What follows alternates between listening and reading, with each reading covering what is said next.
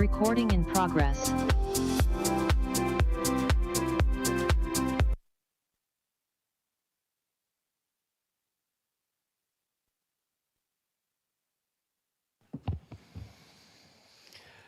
Good evening, everybody. Welcome to City Hall. I see a lot of new faces, and I see a lot of returning folks. So welcome. Today is June 18th, 2024. I'd like to call this meeting to order. This is a meeting of the. It's a concurrent meeting of the Geological Hazard Abatement District Board, also referred to as GAD, and the City Council meeting. And before we proceed, I'd like to call upon council member, and I don't know if he knows this, but GAD member, Francisco Cermeño, to lead us in a pledge of allegiance.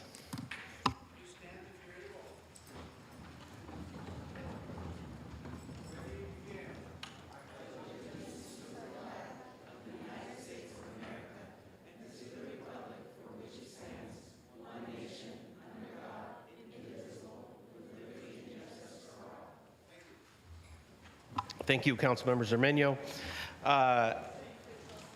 Next, I'd like to have our city clerk please take roll. Yes, good evening, Mayor.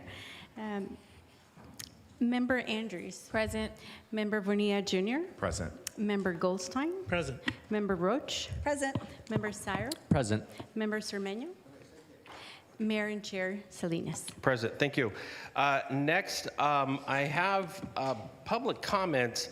And I do see a card here from Ronnie Stewart, but I believe Ronnie Stewart would like to make a public comment probably at the council meeting portion, not at the GAD portion. I'm just assuming.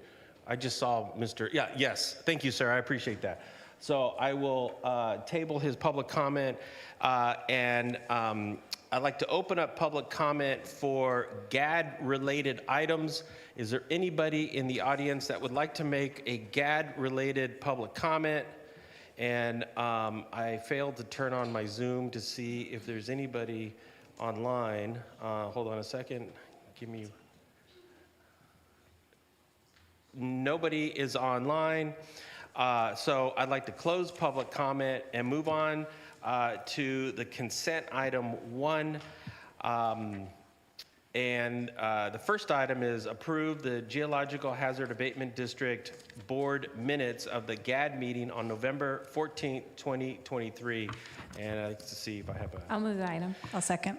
Moved by Councilmember Andrews, seconded by Councilmember Roach. And if there are, or actually, are we going to go to a roll, we do a just... It's not necessary. If there are no objections, we can move. The item will unanimously pass. Okay, thank you.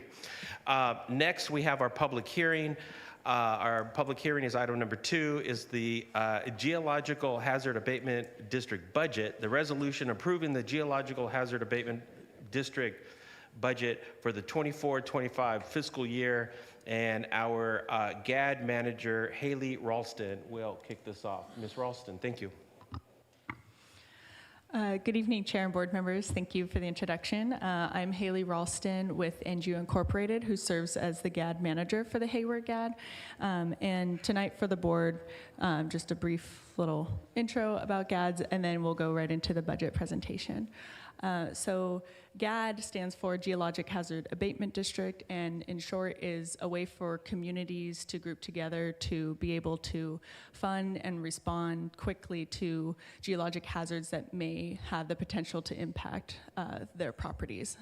They're a great vehicle for that and are very focused in that. And so City of Hayward decided it was beneficial to create one for some new hillside developments within Hayward, and we think that it's been a great success so far. So with that, we'll start with our budget presentation. Next slide, please. Keep going. Yeah, perfect, thank you. Tonight before the board is Resolution 2401, adopting the Hayward GAD budget for the fiscal year 24-25, and reinstating the levy for the GAD assessment for the residential units within the reserve development. So as presented here on your screen is just an overview of the reserve development, which was the initial development for the GAD, formed the GAD in 2016, and all 179 residences are subject to the levy, and the GAD has accepted maintenance and monitoring responsibilities within the reserve development. Next slide, please. The second development to join the Hayward GAD was the Hideaway development, formerly known as Erstead, and that came on in 2019 with 59 residences, and all 59 residences are also subject to the GAD levy and are being assessed at the limit. And this development is currently still in its developer-supported period, but the developer is finalizing their punch list, and we expect to bring transfer and acceptance back to the board in a few months, actually, so we'll be seeing you soon. Next slide, please. So then the third development within the Hayward GAD is the Hayward SOMI development, which joined in 2022 and will have a total of 189 residences. However, they're only at about halfway through, at about 130 we're anticipating in this next fiscal year. As well, like Hideaway, this development is also within its developer-supported period, so there are no GAD responsibilities at this moment, and beginning next year, they'll be eligible for transfer and acceptance, but we will, as GAD manager, will assist the developer with that process and bring it back to the board when ready. Next slide, please. So for fiscal year 24-25, we're proposing a budget of $175,333,000, broken down in the following ways for GAD manager, outside professional services such as clerk, treasurer, county assessor's fees, and other administrative items, and the majority of the budget going towards preventative maintenance and operations such as monitoring, maintenance of detention basins, open space slopes, storm drain facilities, and such. Next slide, please. So here is a breakdown of the current account balance reserve account for the GAD. We anticipate the reserve balance starting at a little over $1 million at the start of this fiscal year, and we anticipate revenue to be a little over $300,000, and that's combined with assessment revenue and interest revenue. And then I guess $325,000 for the combined assessment revenue and interest revenue, and with the budget of $175,000, we estimate the GAD's reserve to be at about $1.2 million at the end of this upcoming fiscal year. Next slide, please. So with that, which I have a graphic on the next slide as well, we'll get to, but we anticipate that the reserve balance will trend slightly below the projected for the GAD long term, which is why we are recommending a reinstatement of the assessment levy for the reserve development to help assist with the costs of maintenance and operations. And every year we will examine the budget and reserve and bring a recommended levy for each development to the board for approval with the budget every year. The assessment levies for the Hideaway and Hayward SOMI development will continue to be assessed at their limits as they are still assisting in building their reserve portion for the Hayward GAD in total. Next slide, please. So here's just a graphic showing what we're projecting. As you see, I know it's a little small there, I guess, but the red portion is the current account balance, and the dotted portion is showing what we're projecting it to be in the next fiscal year. Next slide, please. GAD staff recommendation is to approve the Hayward GAD budget for fiscal year 24-25 and to reinstate the levy for the an assessment levy for the reserve development for fiscal year 24-25. And GAD staff are available for any questions the board may have. Thank you. Before I come to the council, I'd like to open up for public comment and see if anybody has any public comment regarding the GAD. I don't see anybody in the audience, and I don't see anybody online. So I'd like to return to the council and see if there's any questions on Councilmember Roach. Thank you. Thank you for the presentation, and welcome back. I remember when we had this conversation last year, and you talked about, suspending the levy at that time. And then we had a conversation about making sure the residents knew this might be a one-year thing, and so that they could be prepared, like not get used to not having the levy. And now it's close to $1,000. So was that work done, and what was the response from the community on that? Yes, thank you. We, last year at the request of the board, did send out a flyer to the residences saying as such that it was anticipated that a levy would be reinstated based on the account balance. So if the board would like, we can do another flyer to the community as a heads up as well. And I think it had been a prior board request that an annual flyer be done as such as new residences or homeowners are coming in, so we can do that. Yeah, I mean, I don't know if other council members agree with that or not, but it just seems like a good idea, right, to go from zero, especially like you said, if you're a new resident, to go from 0 to 1,000, that might be a hit for somebody, for some people, so. Yes. Okay, yeah, I mean, so I would recommend that, and I'll wait to see what my colleagues say about that. Thank you. Thank you. Councilmember Syrup. I would just want to reiterate that recommendation to make sure it's clear direction from the council. And if there's no objections, I hope that that's clear direction for GAD. I'm happy to move the item as well. Okay. Moved by Councilmember Syrup, second by Councilmember Roach, with the recommendation or direction, and it looks like it's amenable with our manager Ralston, and I guess Ms. Morrison, all is good on your side of this, right? Everything is just fine. Thank you. Wonderful. Thank Clear you. direction. Thank you. So moved by Councilmember Syrup, second by Councilmember Roach, and Madam City Clerk, if you can take the roll. Mayor Salinas, I believe you're able to vote on your iPads. Are you able to? Of course I can, because it's right here. There you go. Yes. Thank you. And item passes unanimously, 7 ayes and no abstentions. Thank you. So I'd like to close item number 2 and move on to the GAD manager's report. Thank you. Brief report, just the site performed well during the winter this past season as rains were heavy, but not as heavy as the year prior, so everything is still doing well and performing well. And as I mentioned during my presentation, we'll be back to the board hopefully in a couple months with the transfer and acceptance of the Hideaway development. Other than that, everything's great. Yeah, and humor aside, the GAD is pretty important. It is pretty important, and because you are responsible for shoring up this area of the city, so in storms, it doesn't slide away from us. So, anyways, it is an important. This particular action is very important. So thank you, and thank you for your work. Of course. Thank you.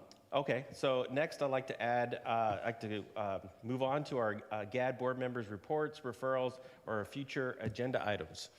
And seeing none, I'd like to close that and move on to our next meeting.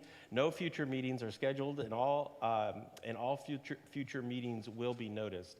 And ladies and gentlemen, that concludes our GAD meeting.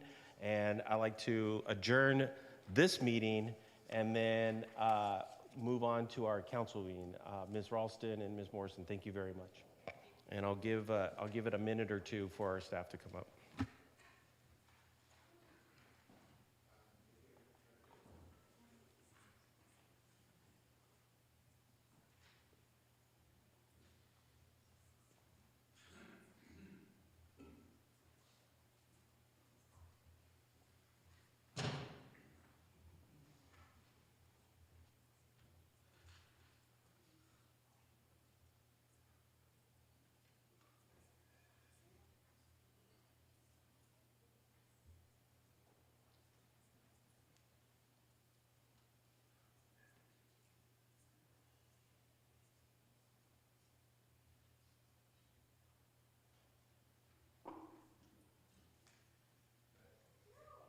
I was expecting like a whole dais of folks to come up. Okay.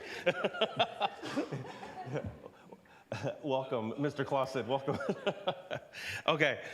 I'd like to call the council meeting to order, and Mr. City Attorney, I believe you're online. If you can please give us a closed session announcement, please.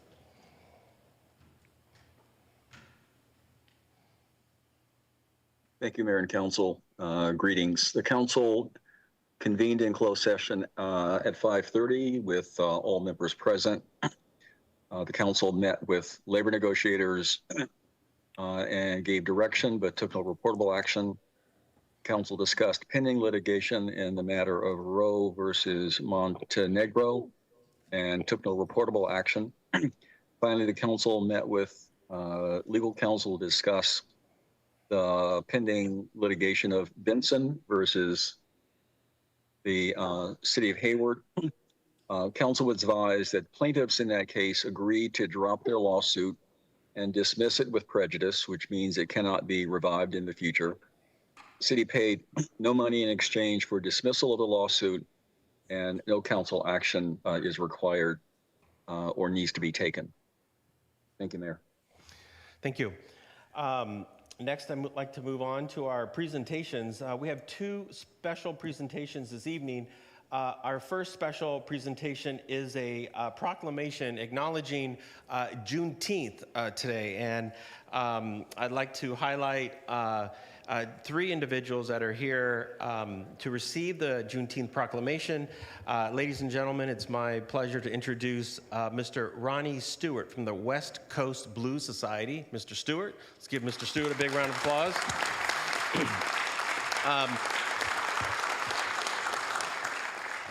Mr. Stewart has been putting on the Blues Festival here in Hayward for many, many, many years. 21 years, absolutely. And so thank you for your work and thank you for all of your contributions to the city of Hayward. Next, we also have representing the NAACP, Rahima Walker and Philip Walker. Rahima and Philip, if we can give them a big round of applause.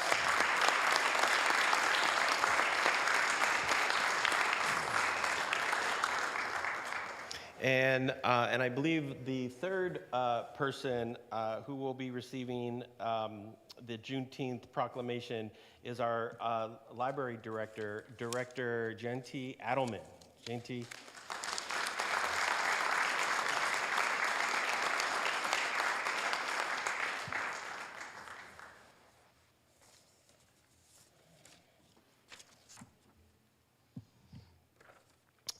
Proclamation. Whereas as early as the 15th century, enslaved African people were kidnapped from their homes across the African continent and trafficked into violent systems of slavery in the Americas, which lasted until the late 1800s.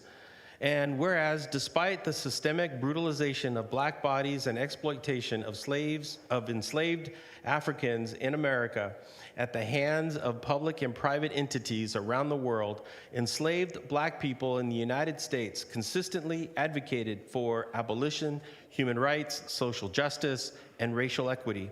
And whereas after centuries of black resistance, advocacy, protest, and organizing, the Emancipation Proclamation was signed on January 1st, 1863, to free enslaved African Americans in the United States that had seceded from the Union. And whereas the last enslaved African Americans were not freed until June 19th, 1865, in Galveston, Texas, 2.5 years after the signing of the Emancipation Proclamation, leading to the African American tradition of celebrating Juneteenth, starting on June 19th, 1866. And whereas for 158 years, African Americans have celebrated Juneteenth to commemorate black freedom from slavery, and after years of advocacy from activists like Opal Lee and National Juneteenth Observance Foundation, in 2021, Juneteenth National Independence Day was designated as a federal holiday. And whereas the city of Hayward is recognizing Juneteenth as a series of events, at both branches of the Hayward Public Library throughout the month, including decorations, displays of books, and library materials for all ages, a Juneteenth tribute performance by Unique Derek, artistically known as Clown Prince of Fools, and a celebratory discussion called Black Voices in American Opera, a talk presented by San Francisco Opera. And whereas on Saturday, June 22nd, the West Coast Blues Society and Juneteenth Hayward are hosting the 4th annual Juneteenth Freedom Celebration in the Hayward Heritage Plaza with support from the National Association for Advancement of Colored People, NAACP, and Treasures Unleashed. And whereas the 4th annual Juneteenth Freedom Celebration will include a blues festival, vendors, activities with Black Cowboy Coalition, and information about city services. And whereas the city of Hayward is committed to centering racial equity in our processes and projects to better serve the needs of Black and other marginalized communities through its strategic racial equity action plan.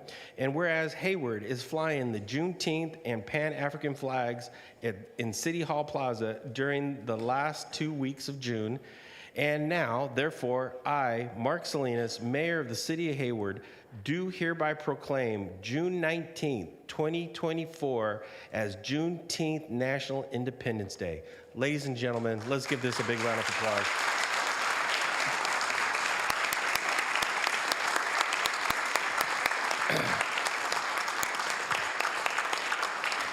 And if we can call upon Mr. Stewart and then Rahima Walker and Philip Walker to please come up to the front, and we'll give you the, oh, and of course, Mr. Director Adelman, we give you the proclamations.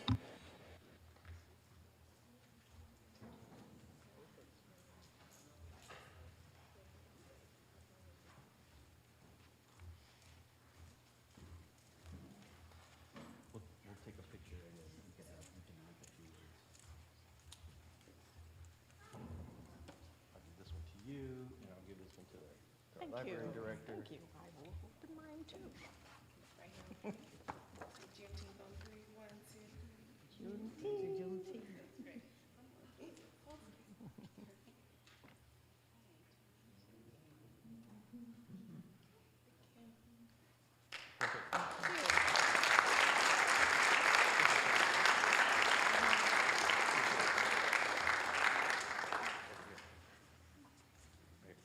Shake your hand.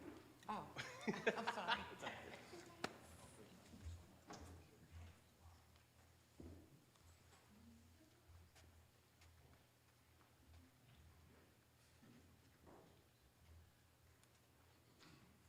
I just want to say thank you, City of Hayward, Honorable Mayor and Council. I also came to make sure that that drill instructor named Angela Andrews reminded me when I was in boot camp in the Marine Corps in '69. She is a doer.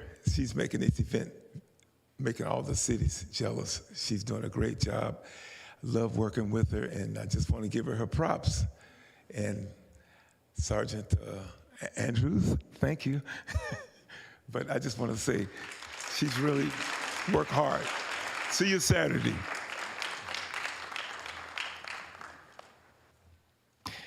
Oh, go ahead. Yep, right ahead. Good evening, everybody. We want to thank you. We appreciate you, all of you, for your acknowledgement of the things that we do, acknowledging our persistence, our tenacity as well. I say one thing, though. What's very, very important is in this room right here, right now. Them. That's our new leadership. You know, we all have that responsibility to acknowledge that. Once we acknowledge that, we'll know where we're going. And we thank you so much.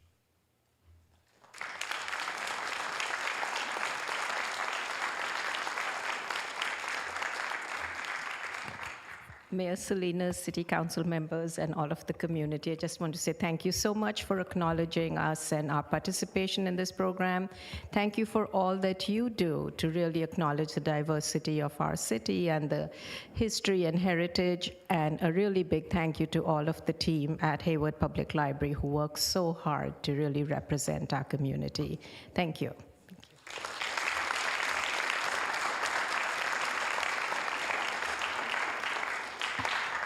And before she says something, you know, I just wanted to mention, you know, Councilmember Andrews has really put the city on the map with this event.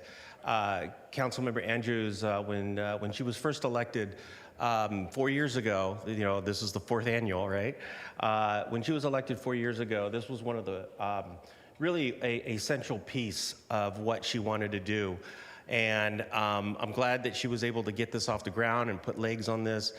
It has been growing every year. And a very small indication was, I think the first time we did a flag raising ceremony, and I don't mean to take too much of your speech, but the first time we did a flag raising ceremony, I think it was Councilmember Andrews, her mom, me, and maybe 2 or 3 other people. Today, we did have a small gaggle of folks in front of the flagpole today. There must have been about 4,000 people. No, there must have been about 40 or 50 people out there today. And so it just really shows you how she has centered racial equity and diversity in her work. And with all of that, we are just simply absolutely proud of her, and we thank her for her work in this space. Ladies and gentlemen, Councilmember Andrews. Thank you, Mayor. I just wanted to thank staff. They have really been working hard on helping us with this event that's coming up on Saturday, June 22nd at Heritage Plaza from 12 to 6 p.m. And I wanted to give a special thank you to Ronnie Stewart with the West Coast Blues Society. He is working really hard to put on a great program for you all.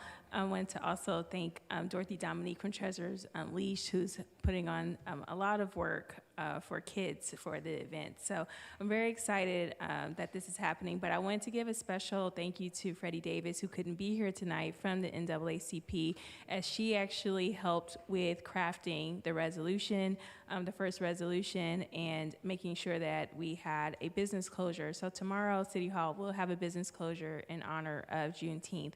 So she was instrumental in helping us get that done. But I also want to thank Josephine Oyakoya, just because she has really been helping from a staff perspective of making sure equity is centered here in Hayward and doing a lot of events, and a lot of the language that you're seeing across the city regarding race and equity has been from her specifically, and she's here tonight. So I just wanted to thank you for your efforts here.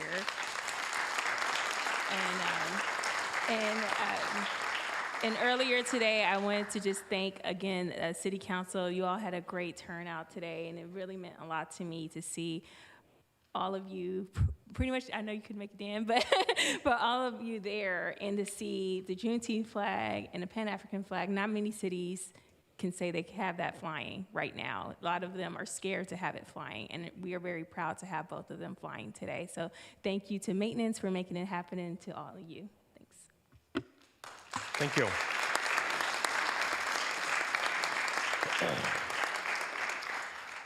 Our next presentation is accommodation, and this is an accommodation that is personal to me. I've been doing this work for a very long time, and this work would not have been able to be done as successful that it has been done if it weren't for some really key partners throughout the city.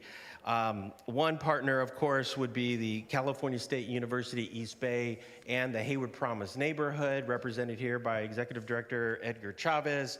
Another partner, of course, would be Renee Hertzfeld, who is the Executive Director of 4 Cs here in Alameda County. And as I always say, if you don't know the work that 4 Cs does, they are responsible for the 0 to 10 people. So they're the little guys. And Renee has been leading that organization very successfully for many years. Also, we have Dr. Jason Ryman, the superintendent of the Hayward Unified School District, is here, and I believe he's sitting right over there. And then, of course, my favorite little organization called the Kids Breakfast Club, represented tonight by Board President Edgar Esquives and Board Member Frank Garcia. And so, ladies and gentlemen, let's give all of them a big round of applause.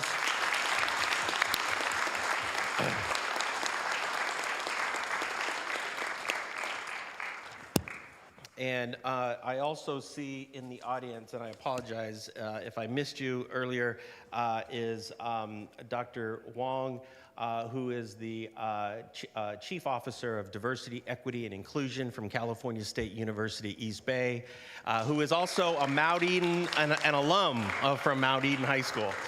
So for the youth commissioners that are from Mount Eden High School, you want to grab a selfie with Dr. Wong up over there afterward.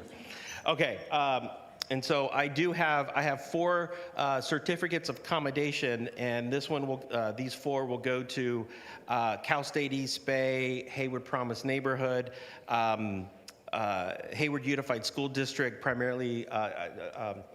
Dr. Ryman will be accepting it, but this is also to go to the nutrition department, student nutrition department, 4 Cs, and of course the Kids Breakfast Club.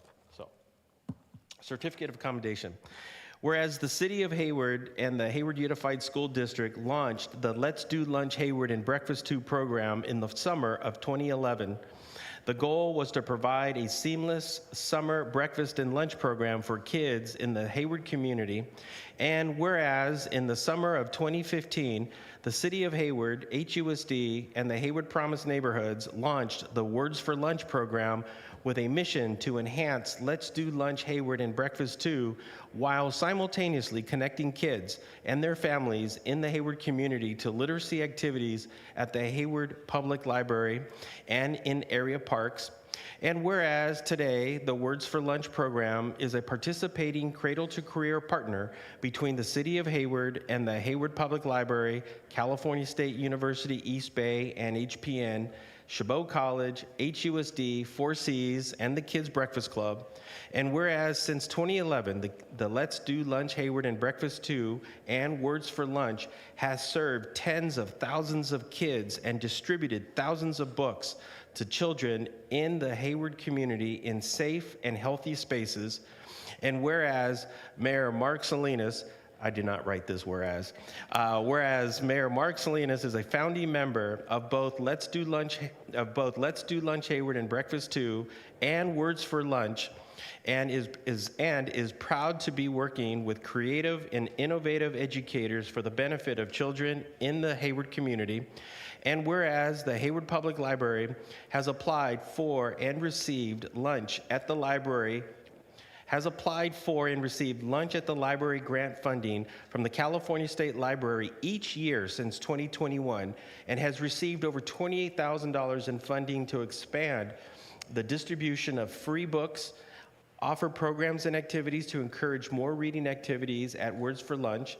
And whereas the Words for Lunch program exemplifies the vision of Hayward Promise Neighborhood, which is a national model and strategy to end intergenerational poverty, and it intends to create equity for all in the Hayward community.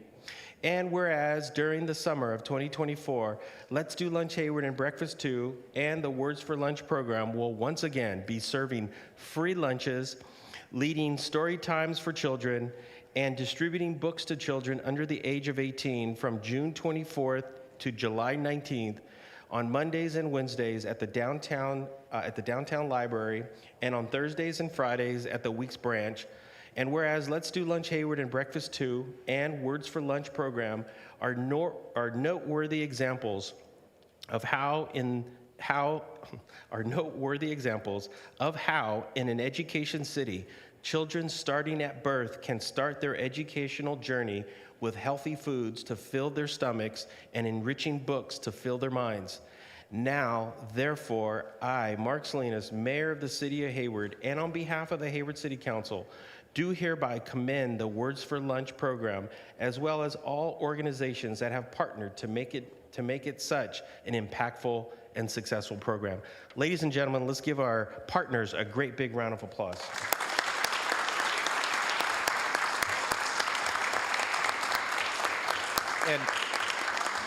And I also want to recognize and acknowledge Alameda County School Board Trustee, Madam President Janavette Cole is also with us this afternoon. So, Madam President, welcome. So if I could have, and I'll even, Dr. Wong, of course, if you can come up, but Mr. Chavez, Dr. Ryman, Mr. Esquives, and of course, Ms. Hirschfeld, if you can come on up, we'll give you the accommodation. Oh, and then, of course, our hardest working librarian in the city of Hayward, Director Adelman, and of course, Assistant Director Lindsay Vienne.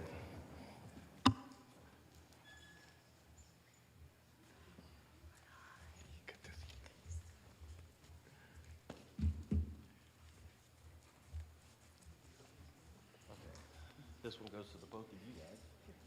This goes to 4Cs, the library. Well, the library will get just, Oh, we'll get no, I a have one up fold- there. Yeah, I have one up know there. that. We'll get our There, folder this is separate. for the school district, TKBC. Hold on a second. We got one more. Doing? You too. Yeah. All right. Now let's all take a picture.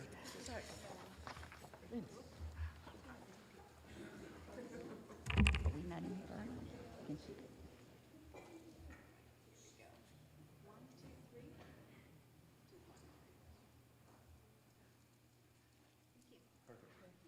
And then each and every one of you can take a moment to make a couple of words. That'd be great. Yeah.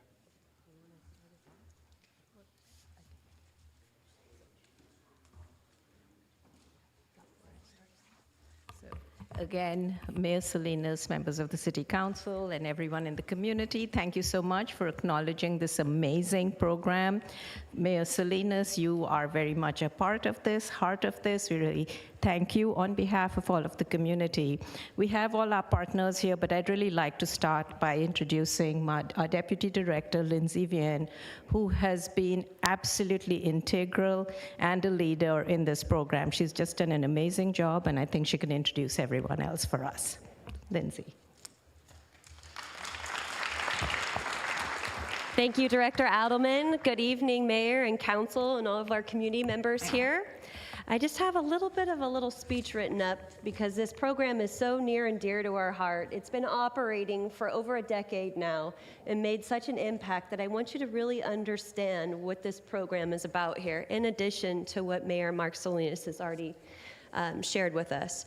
Our Words for Lunch at Summer Feeding and Reading Program is an absolutely invaluable and sustainable collaboration between key community partners supporting youth and access to healthy meals throughout the summer, paired with access to reading programs and free books to build in-home libraries to help ease what we call the summer slide, which is a real thing. According to the most recent census, approximately 9% of Hayward families live in poverty, and approximately 15% of our population experiences food insecurities in some capacity, especially over summer when children don't have access to the meals at the school sites. That's in comparison to an only 8% county-wide study for food insecurity among Alameda County, which was a study done by Urban Institute. Furthermore, 20% of Hayward's population is under 18 years of age. We are a young demographic here.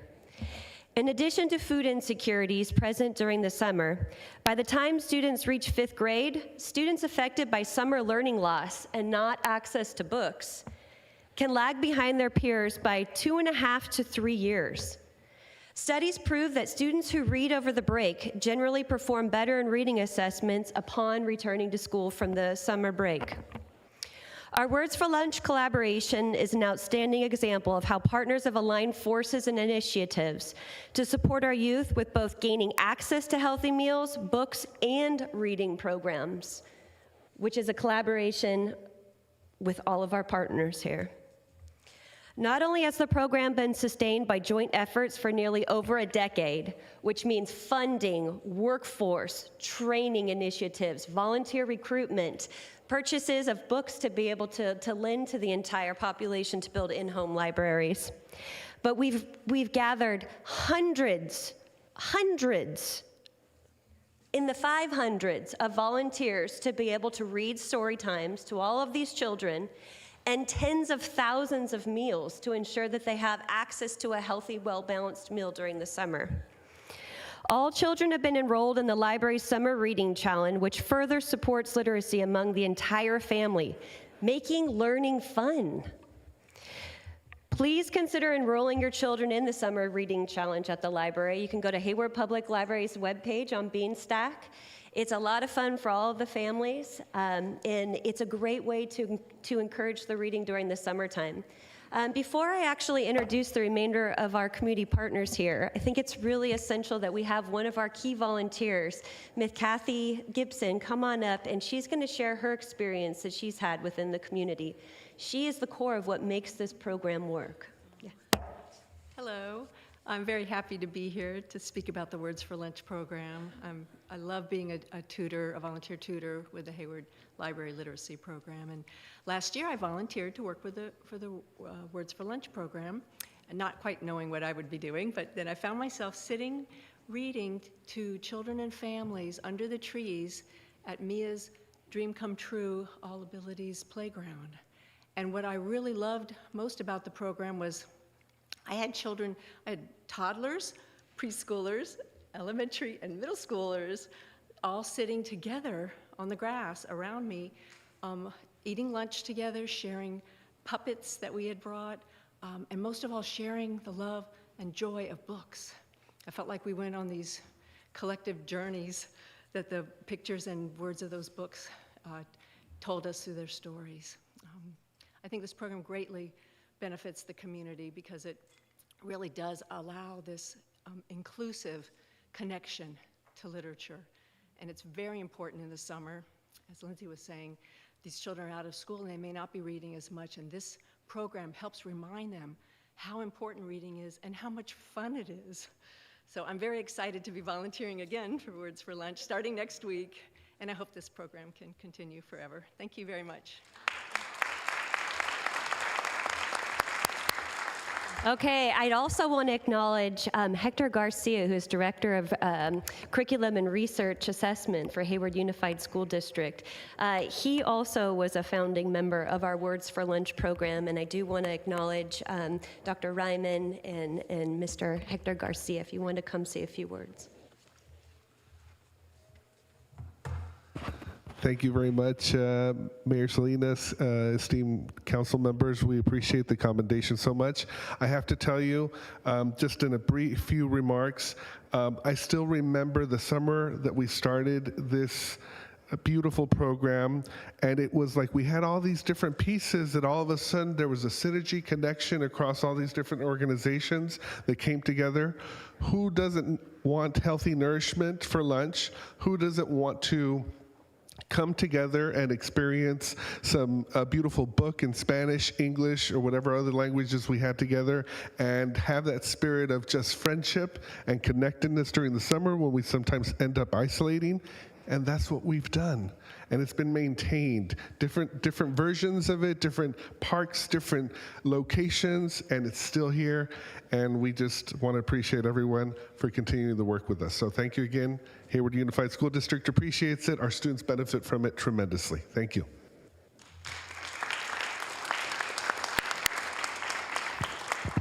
Now we just add a few words to what Mr. Garcia was sharing earlier, and that is that any community, any family really is a nexus of relationships, and I think that's exemplified here.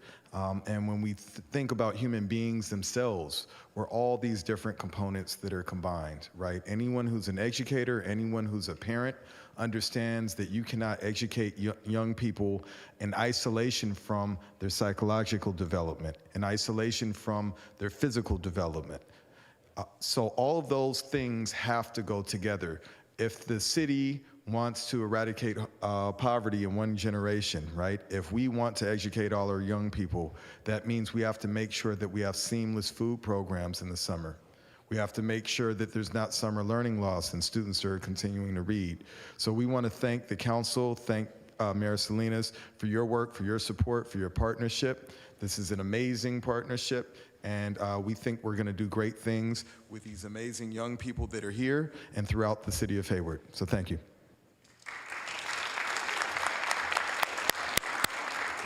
Thank you, Dr. Raymond, and also Hector Garcia.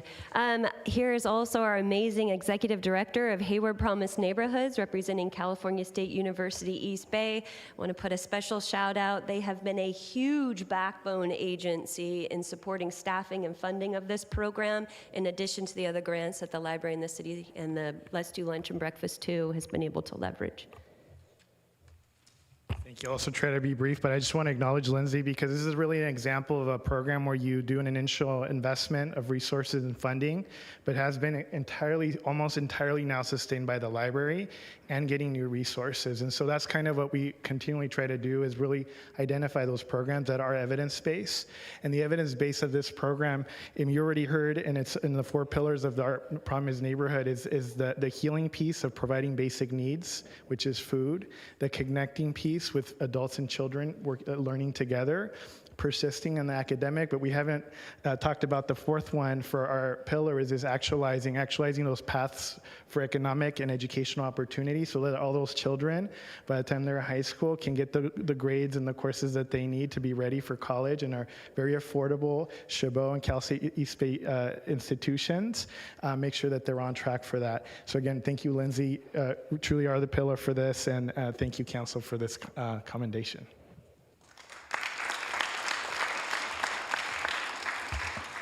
And now we have the Executive Director of 4 Cs of Alameda County, who's been an integral component of our training and really pipelining students to be able to come attend our program.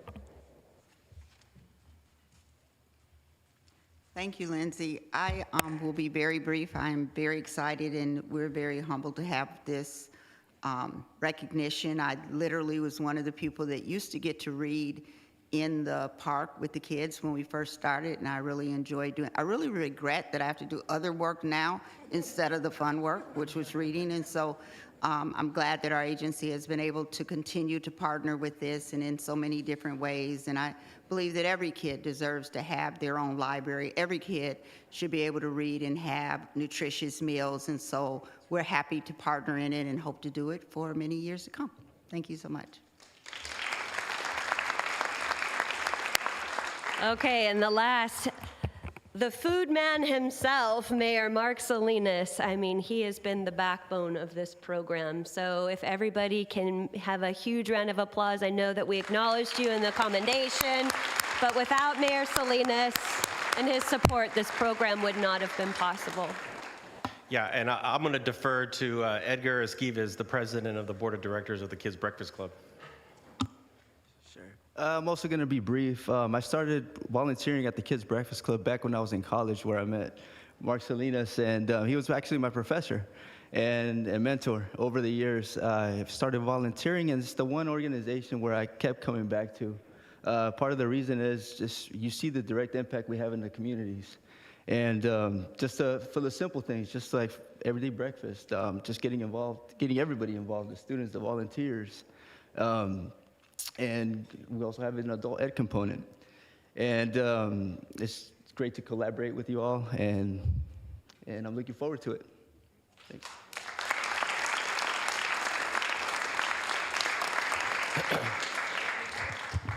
I just wanted to, are you done, or I wasn't sure? Oh, okay. Well, first of all, let's give Assistant Director, or Deputy Director of the library, Lindsay Vienne, a big round of applause, and all of our partners from Cal State East Bay. Well, I'll do the cradle to career pathway. We got 4 Cs, the Hayward Unified School District, Hayward Promise Neighborhood, and I know Chabot College has been working with us for many years, and I saw that Director Lamnin is here from HARD, and HARD has certainly been a big major partner to this.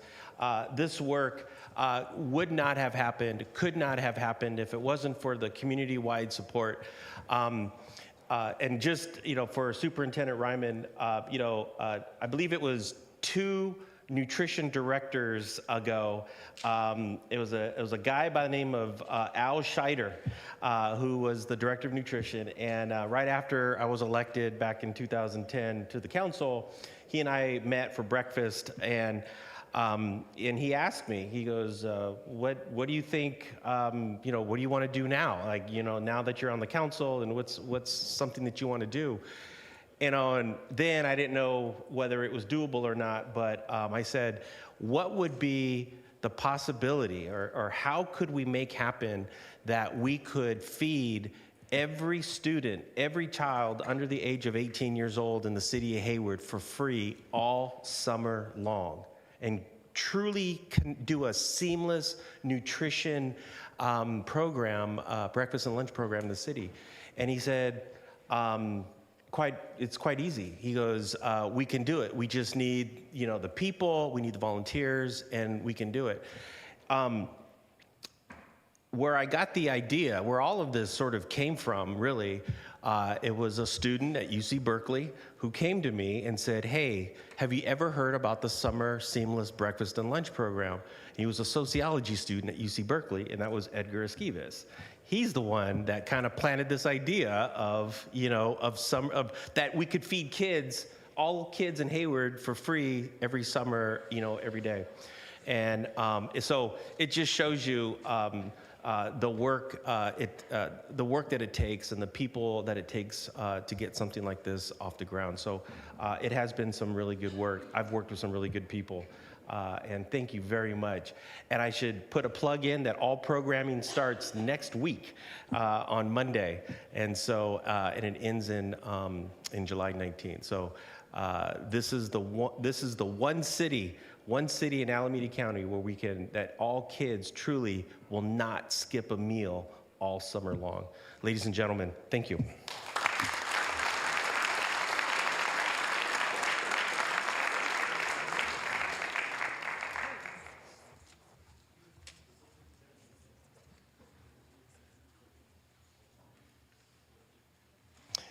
Okay. All right. Thank you. Okay, our next item is our public comments. This is reserved for anybody in the audience that would like to make a public comment or online. I do have a card here from Mr. Ronnie Stewart. Did you want to make a public comment, or did you already make your comment earlier?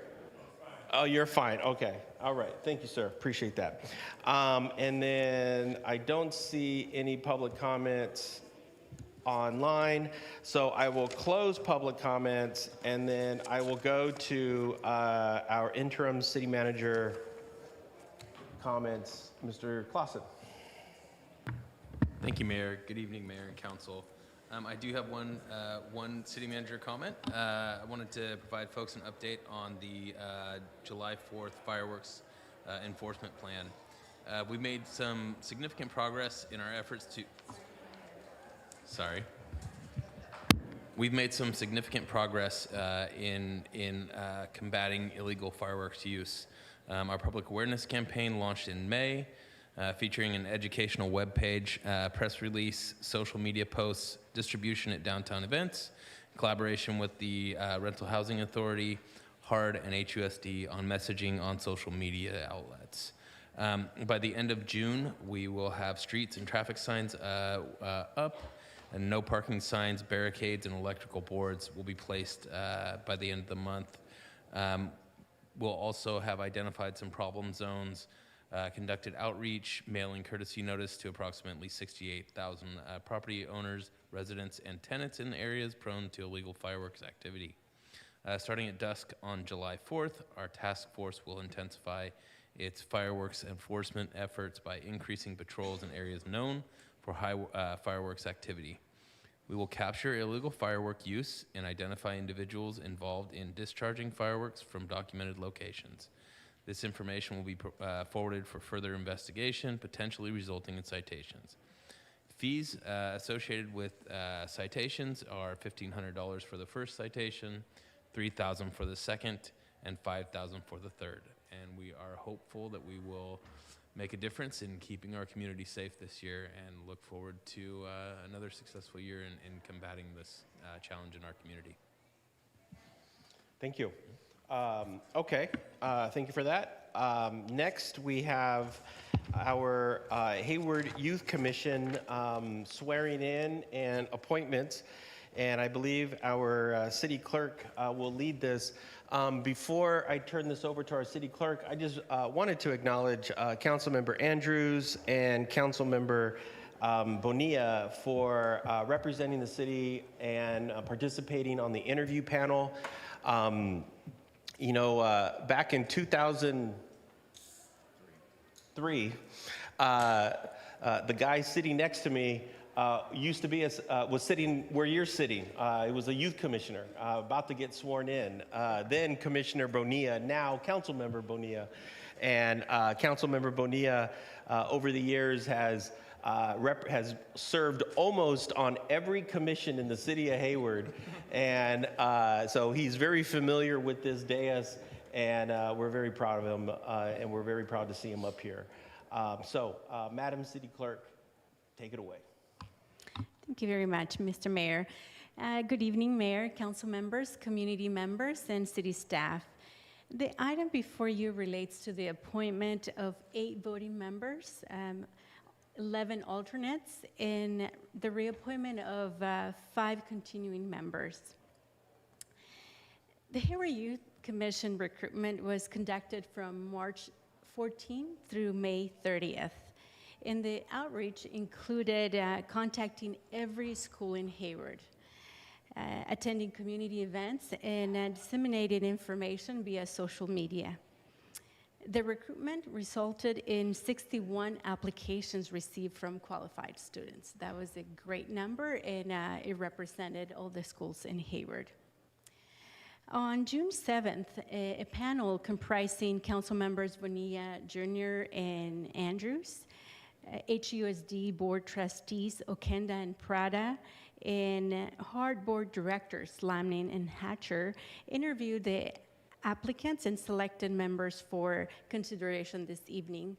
And I want to acknowledge, I believe some of them are in our audience, so I really appreciate their support in helping us conduct the interviews. Yeah, I believe I see Director Lamnin is over there from the Hard Board, and I believe I see Vice President Sarah Prada from the Hayward Unified School District is here. Mm-hmm.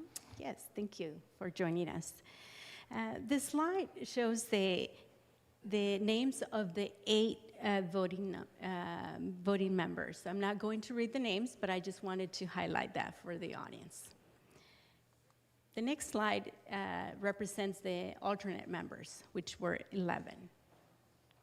The slide on screen represents the individuals who were seeking reappointment, which are also in the audience.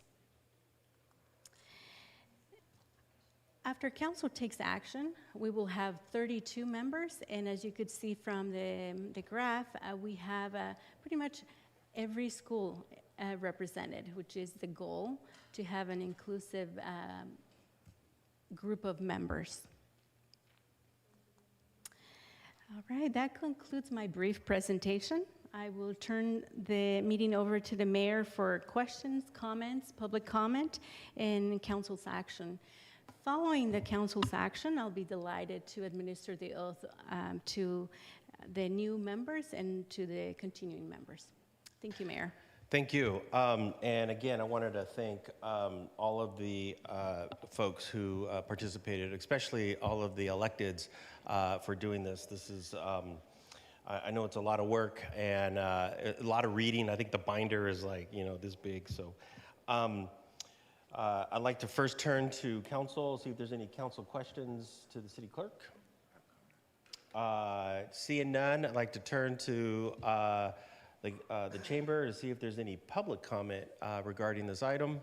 Seeing none, close public comment, move it back up to the dais, and I'll entertain a motion, and I'll recognize Councilmember Bonilla, please. Thank you, Mayor. And I am delighted to make this motion tonight. But before I do, I just wanted to acknowledge the youth that are here tonight, and what a wonderful accomplishment it is to be soon to be bestowed the title and the responsibilities of a Hayward Youth Commissioner. These interviews were on a Friday evening. These young people got in front of 6 elected officials in an interview panel. They answered questions. They had very comprehensive resumes and applications, and we were just all very impressed with what they delivered in those interviews. All of the interviews were incredible, and it was certainly a hard decision to figure out who we were going to select to the commission. But we wanted to make sure that we had representation from all of our schools in Hayward, and that, as we talked about earlier this evening, that we had diversity and representation across the Youth Commission to make sure that we're making the most fair and equitable decisions impacting young people in our community. We are thrilled to welcome all of you new Hayward Youth Commissioners and returning Hayward Youth Commissioners to City Hall and to the Hayward Youth Commission. This is an incredible opportunity to make a big impact in our city and to contribute positively to the lives of young people. This is a big responsibility, but we know you're up for the challenge, which is why we selected you for this important role. You're our future, and our future is bright. It is inspiring to see all of you, our young leaders, engaged in public service and giving back to your community. I really hope that one day we'll see many of you, not just on the Youth Commission, but in other civic and other opportunities of giving back to the community, rather that be up here on the dais or in other ways. But your commitment to this community and your passion for service is incredible. And we know that our future is bright, and so is the city when it's in the hands of fine young people like each of you. So congratulations for all that you've accomplished so far and all that you're going to accomplish as members of the Youth Commission. And it is an honor to make the motion to move this appointment forward tonight. Thank you, Mayor. Moved by Councilmember Bonilla and seconded by Councilmember Andrews, and Councilmember Andrews is recognized. Thank you, Mayor. I wanted to thank staff for gathering all this information and applications. It is a lot of hard work to put these interviews and panels together, so I just want to thank our city clerk, Miriam Lenz, and her team for being very organized for the interview that day. Also wanted to thank everyone that applied, but also thank all the applicants who applied for more than 1 year, and some of them actually made it on as alternate or as a commissioner. So that shows to me that young people have persistence. So that's amazing.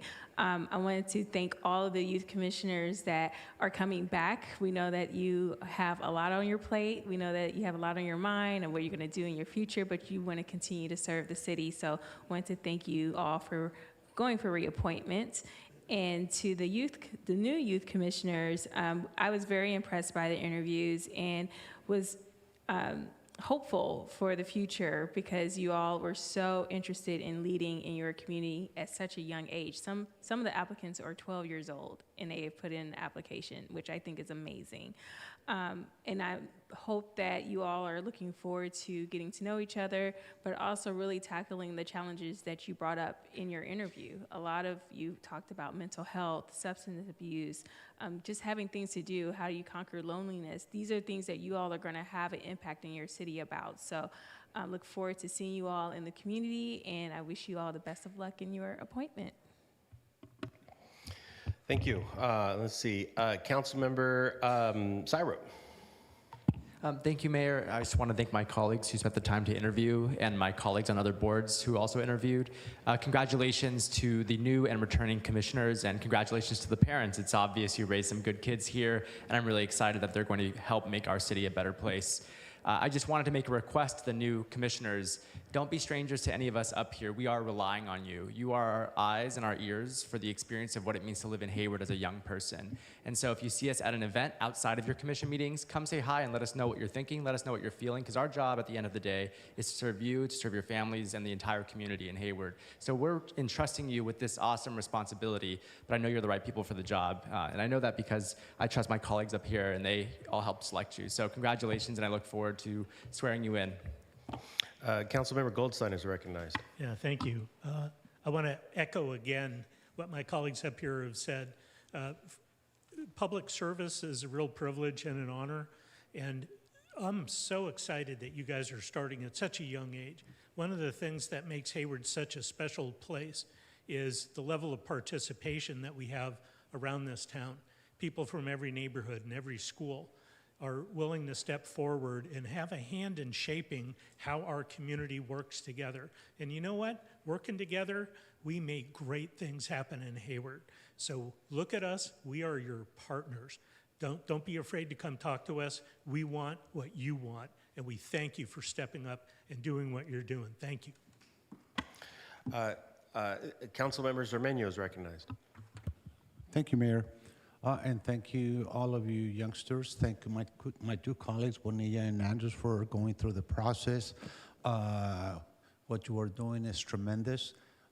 This is your city. Take ownership of it because you are being educated at the moment and you're going to be participants in a commission. And in the next 4 years or 2 years, you're going to come up with ideas, thinking outside the box and giving us those ideas. And they're valuable. So take ownership. The city is yours. Thank you. Thank you. Councilmember Roach is recognized. Thank you, and congratulations, everyone. I'm just so impressed, because I remember when I was in high school, I had feelings of wanting to get involved, wanting to make a difference, but I certainly wasn't bold enough or confident enough to do what you did, which is come forward, put in an application, answer questions from all these elected officials. It's really inspiring, and I just applaud your confidence and your drive to do it, and I thank you for wanting to serve this way, and good luck with all of it. Thank you, and before I turn it over to the city clerk, I also wanted to congratulate everybody. You know, I'll tell you, I know most of you in the group there, and a lot of folks don't know this, and I'm going to say it. Many of you in that group are all, in addition to your academic work, in addition to doing commission work, some of you are also enrolled at Chabot College doing concurrent enrollment classes. So you're taking college level UC and CSU transferable courses, which is absolutely incredible. Some of you are taking 2 classes a semester and going to school, and you're doing youth commission work. Your leadership, your professionalism is at the highest level, and every student in the city of Hayward will be very proud to see you representing them. So congratulations, and Madam City Clerk, you may administer the oath. Thank you, Mayor. Actually, So before you do that, you got to take the vote. Yes. So, Madam City Clerk, go ahead and take the vote. Okay. All right. Thank you so much. So I started the voting.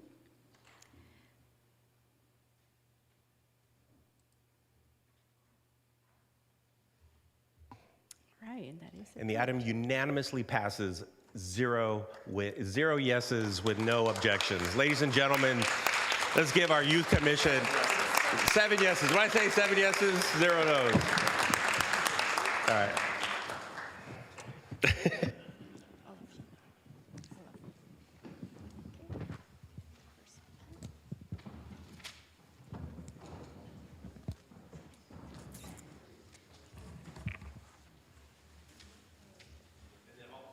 And then all of you, why don't you come all around here, right around the dais here.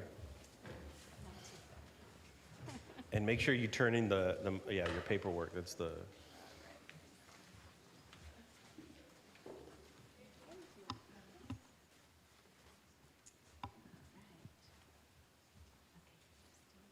And then you guys can keep moving to just keep Lieutenant Wagner over there. He won't flick ears or anything. Yeah, keep scooting, you guys. Keep moving to the left. There you go.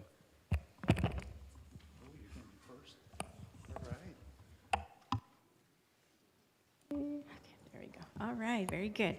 So please raise your right hand and state your full name. We'll do it one by one. Go ahead. I, Jacob Anthony Jones. I, Isla Angelique Salgado. I, Eliam Quiroz Girmay. I, Jesus Delgado. I, Guadalupe Zapata. I, Crystal Lopez. I, Israel Mendez. I, Peter Gikenga. I, Nishan Singh. I, Kamari Toussaint Lewis. I, Florencio Romance Papasa, Jr. I, Ananya Suresh. I, Elizabeth Noemi Barrera. I, Julia Atul Patel. I, Remy Martin. I, Ariana Cervantes. I, Shreya Rathore. Okay. Now please repeat after me. do solemnly swear or affirm that I will support and defend the Constitution of the United States and the Constitution of the State of California against all enemies, foreign and domestic. Go ahead.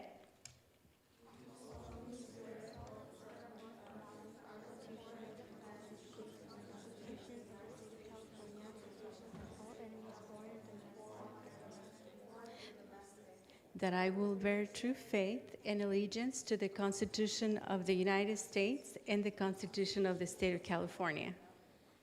Go ahead.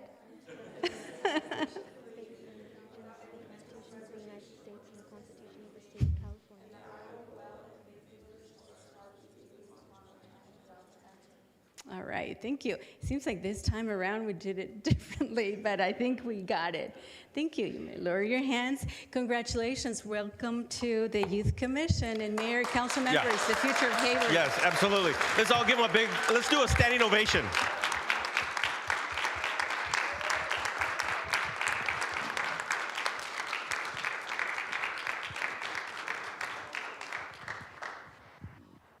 And Mayor, council members, and if we could please have the panel that joined us on June 7th, Lamnan and Sarah Prada, please, trustee, please come forward for a picture. Okay, let's get like all the short folks over to the front, right?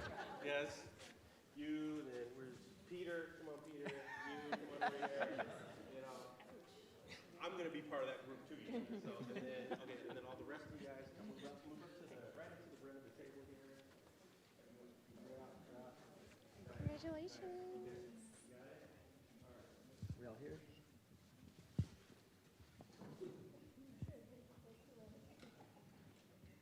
Oh, look at the parents. So proud.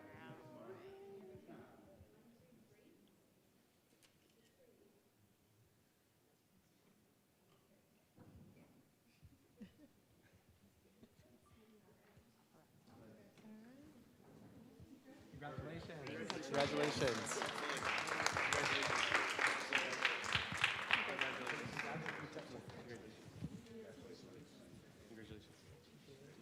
Congratulations. Tell your parents hello. Thank you. Thank you. Thank you for serving.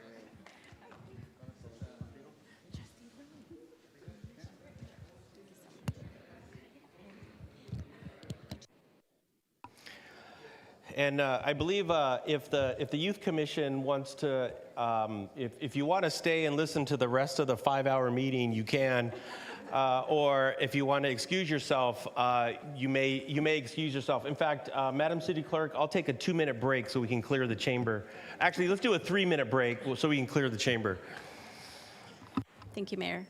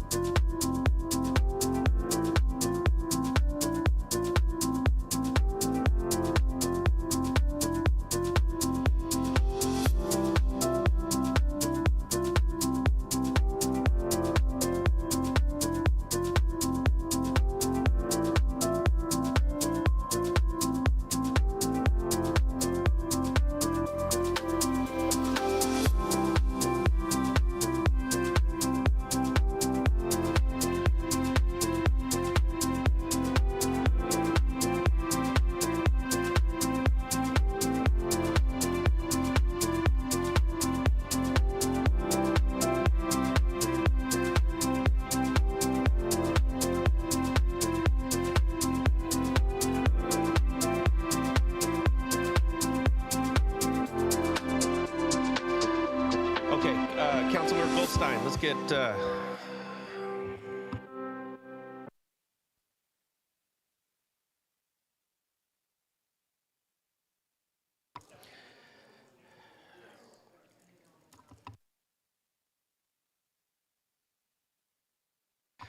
Chief Matthews, can you simmer down the back left corner of the chamber, please?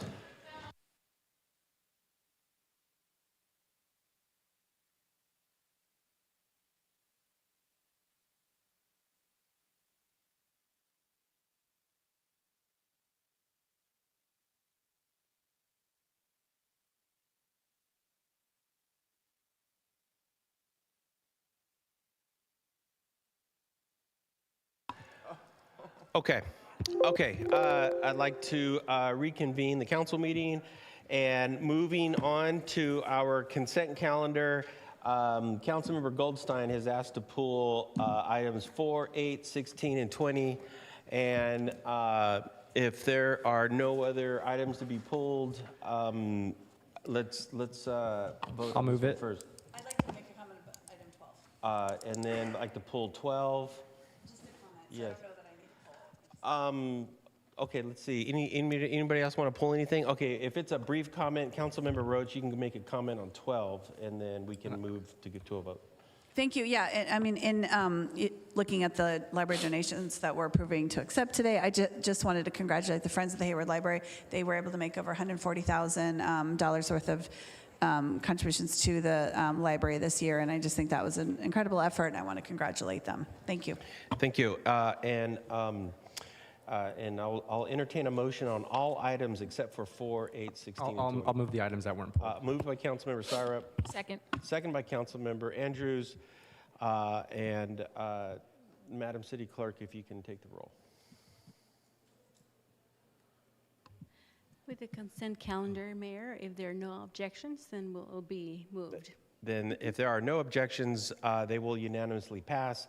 Councilmember Goldstein, go ahead with item number 4, 6, 16, and 20. Yeah, good. So my questions are actually, because these are all related, they're, for the sake of the audience, might not be aware. Item 4 is community preservation and rental program charges that are in arrears. 8 was relocation assistance repayments that were supposed to be repaid to the city. 16 is delinquent sewer and water, and number 20 is delinquent garbage assessments.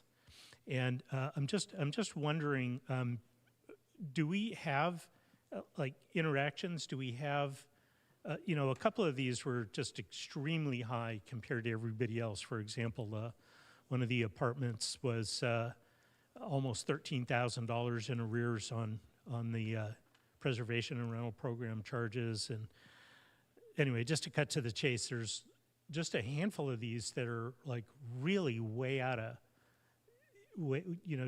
just crazy high numbers. Do we have any kind of a intervention process with these people? Are we talking to them and trying to figure out? And the reason I'm asking, is where there's smoke, there's fire. If they're having this much of a financial problem coming up with the money, what's happening to the rest of the building and the residents that live there? So again, my question is, do we have any kind of a process of intervening, connecting them with resources? Please help me understand. Yeah, and I can't speak to every single case, but I know certainly we will reach out to most of the folks that are on this list and try to see what the city can do to help them to make sure that they're able to meet their obligations, and if there are things that the city can do to help them out or resources that we can put them in touch with, we certainly will do that. Okay, great. And then just anecdotally, as I'm a HOA president in my neighborhood, and we had one homeowner in a similar kind of situation with $6,000, I think, in arrears, when everybody else, maybe they were late by $200 or $300. And so the outreach that we did not only solved that problem, but established a basis for us moving forward with that particular property owner. So I would recommend putting a personal touch on it, and if I can be any assistance to you, I'm happy to do it. All right, thank you. So I'll move those items 4, 8, 16, and 20. I'll second. Moved by Councilmember Goldstein, seconded by Councilmember Roach? No. Oh, moved by Councilmember Syrup. I apologize. Yeah, it's moved by Councilmember Goldstein, seconded by Councilmember Syrup. And if there are no other questions, Madam City Clerk, do we do a roll call, or can we just go if no objection? I believe we could use the iPad to vote. Excellent. So And I we're going to believe do no a public vote. comment as well, Mayor, just so that, okay, go ahead and start.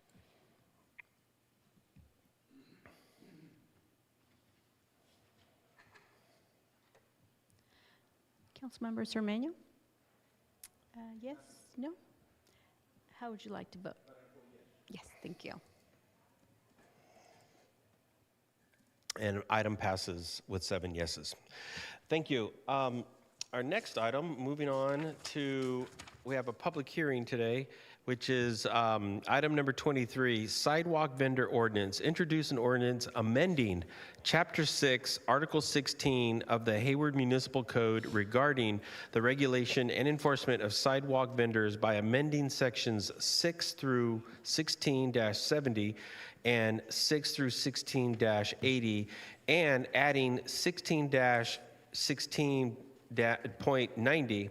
And our Director of Development Services, Sarah Bowser, is going to launch this. Mayor, point of order. Yeah. I just wanted to call attention. We have a visitor in the audience who wanted to make a public comment, and I think as time has passed, I'm wondering if you would honor that request. Oh, I mean, make a public comment on items 6. Just a unitemized public comment, non-agenda item. On well, the general public comments have already been passed. Did he want to make a general public comment on the consent calendar? No, it's a general public comment on an item of public safety interest. Well, let me. Okay, Madam City Clerk, I will pause the next item, and well, I'll tell you what. How can we do this cleanly? May I suggest Yes. something, Mayor? Maybe the gentleman could connect with me and send an email to the Okay, council? let's do that. Will Let's that do be that. okay? So if the gentleman or if the individual who wanted to make a public comment, if you can please meet with our city clerk, address your issue with the city clerk, and she will get with the appropriate staff, and we will handle the issue. Okay? Thank you. Thank you. Moving on to our public hearing item number 23. Director Sarah Bowser, go ahead. Good evening, Mayor and City Council. Pleasure to be here this evening. I'm going to be presenting an overview of some minor amendments to our recently adopted sidewalk vendor ordinance for the Council's consideration. As a reminder, with the adoption of the 2024 to 2025 strategic roadmap, there were a number of priorities, one of which was to adopt the ordinance, which we did at the end of last year, went into effect mid-November of last year, and we've been working through permitting and allowances, and of course enforcement since the ordinance went into effect. As a reminder, the sidewalk vendor ordinance, it contained some framework related to how we would address compliance with our ordinance. Just as a reminder, this is not a process that the city controls in its entirety. Sidewalk vendors that are actually vending food also need to apply for a mobile food facility permit with Alameda County Public Health Department, in addition to the permits that are required through the city's process. However, we are also engaged in a lot of education and outreach with our vendor community, as well as trying to help them walk through the respective process to try to get them all legalized in the city. However, there is also those that maybe don't follow the process, so the existing ordinance does include provisions related to addressing and enforcing the requirements and making sure that our vendors are complying. So As a quick reminder, there's a number of outlined process that we go through for enforcement. We always start with a verbal warning, and we provide a lot of education materials, explain the process, go over what the requirements are, connect them with Alameda County Health Department so that they can continue that portion of the process with them. If they're caught again for a second time, we issue a written warning, and it includes timeline for them to comply. If we then encounter them for a third time, then there's an administrative citation that is issued to them that then includes a fine. And that's essentially where our enforcement process ended with the existing ordinance that's currently in place. As far as the administrative citations, there's a series of fines that are applied depending on the number of violations. So first violation, second and third, and those fees escalate. And again, there's a different series of fines that are appropriate if we're dealing with a vendor that's also operating without a permit, not just a vendor that's operating but maybe not in full compliance with the ordinance. So the fine's a little steeper for those that are operating without permits. So one of the things that we have been chatting about with staff and in consultation with some of the concerns that we have heard since the adoption of the ordinance was to perhaps add another tool to our enforcement toolbox, which is essentially what we're presenting this evening. And the proposal is to add some modifications to the existing ordinance to add in some additional language related to giving us some authority related to impoundment of the goods and the materials that are used to vend in the off chance that all of the other previous measures are not adhered to. So we will still maintain our education first approach, the written warning, the citation, and then it's really getting down to a point where we're dealing with a vendor that's just really not complying, either with the ordinance or obtaining the necessary permits from both the health department and the city. And that's at that point where we would, escalate that enforcement. So the changes that we're proposing tonight are really just that. It's to give us another enforcement tool in the toolbox, but not to change our established process, to really continue to work with the sidewalk vendors to bring them into compliance. Essentially, just to give you a summary of this, it is our code enforcement division that primarily handles the enforcement of the ordinance. When we're dealing with a situation where it's escalated to the point where we want to exercise this provision should this get adopted, code enforcement will be working closely with Hayward PD so that we can have them on standby, although code will still take the lead. We will impound the goods. We'll be documenting those. We'll provide the party that information, and then the items will be then removed and stored, and we'll essentially abate that situation, and then they'll be able to come and collect their materials through an established process. So again, staff is recommending that the City Council introduce the ordinance tonight that amends this chapter of the Hayward Municipal Code related to the sidewalk vendors by amending those respective sections. And staff is available if you have any questions. Thank you. Thank you, Ms. Bowser. Appreciate it. And I believe we have Councilmember Zermeño.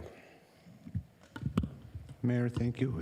And Sarah, thank you very much for the report. So, two questions. When would this program start? With this new tool?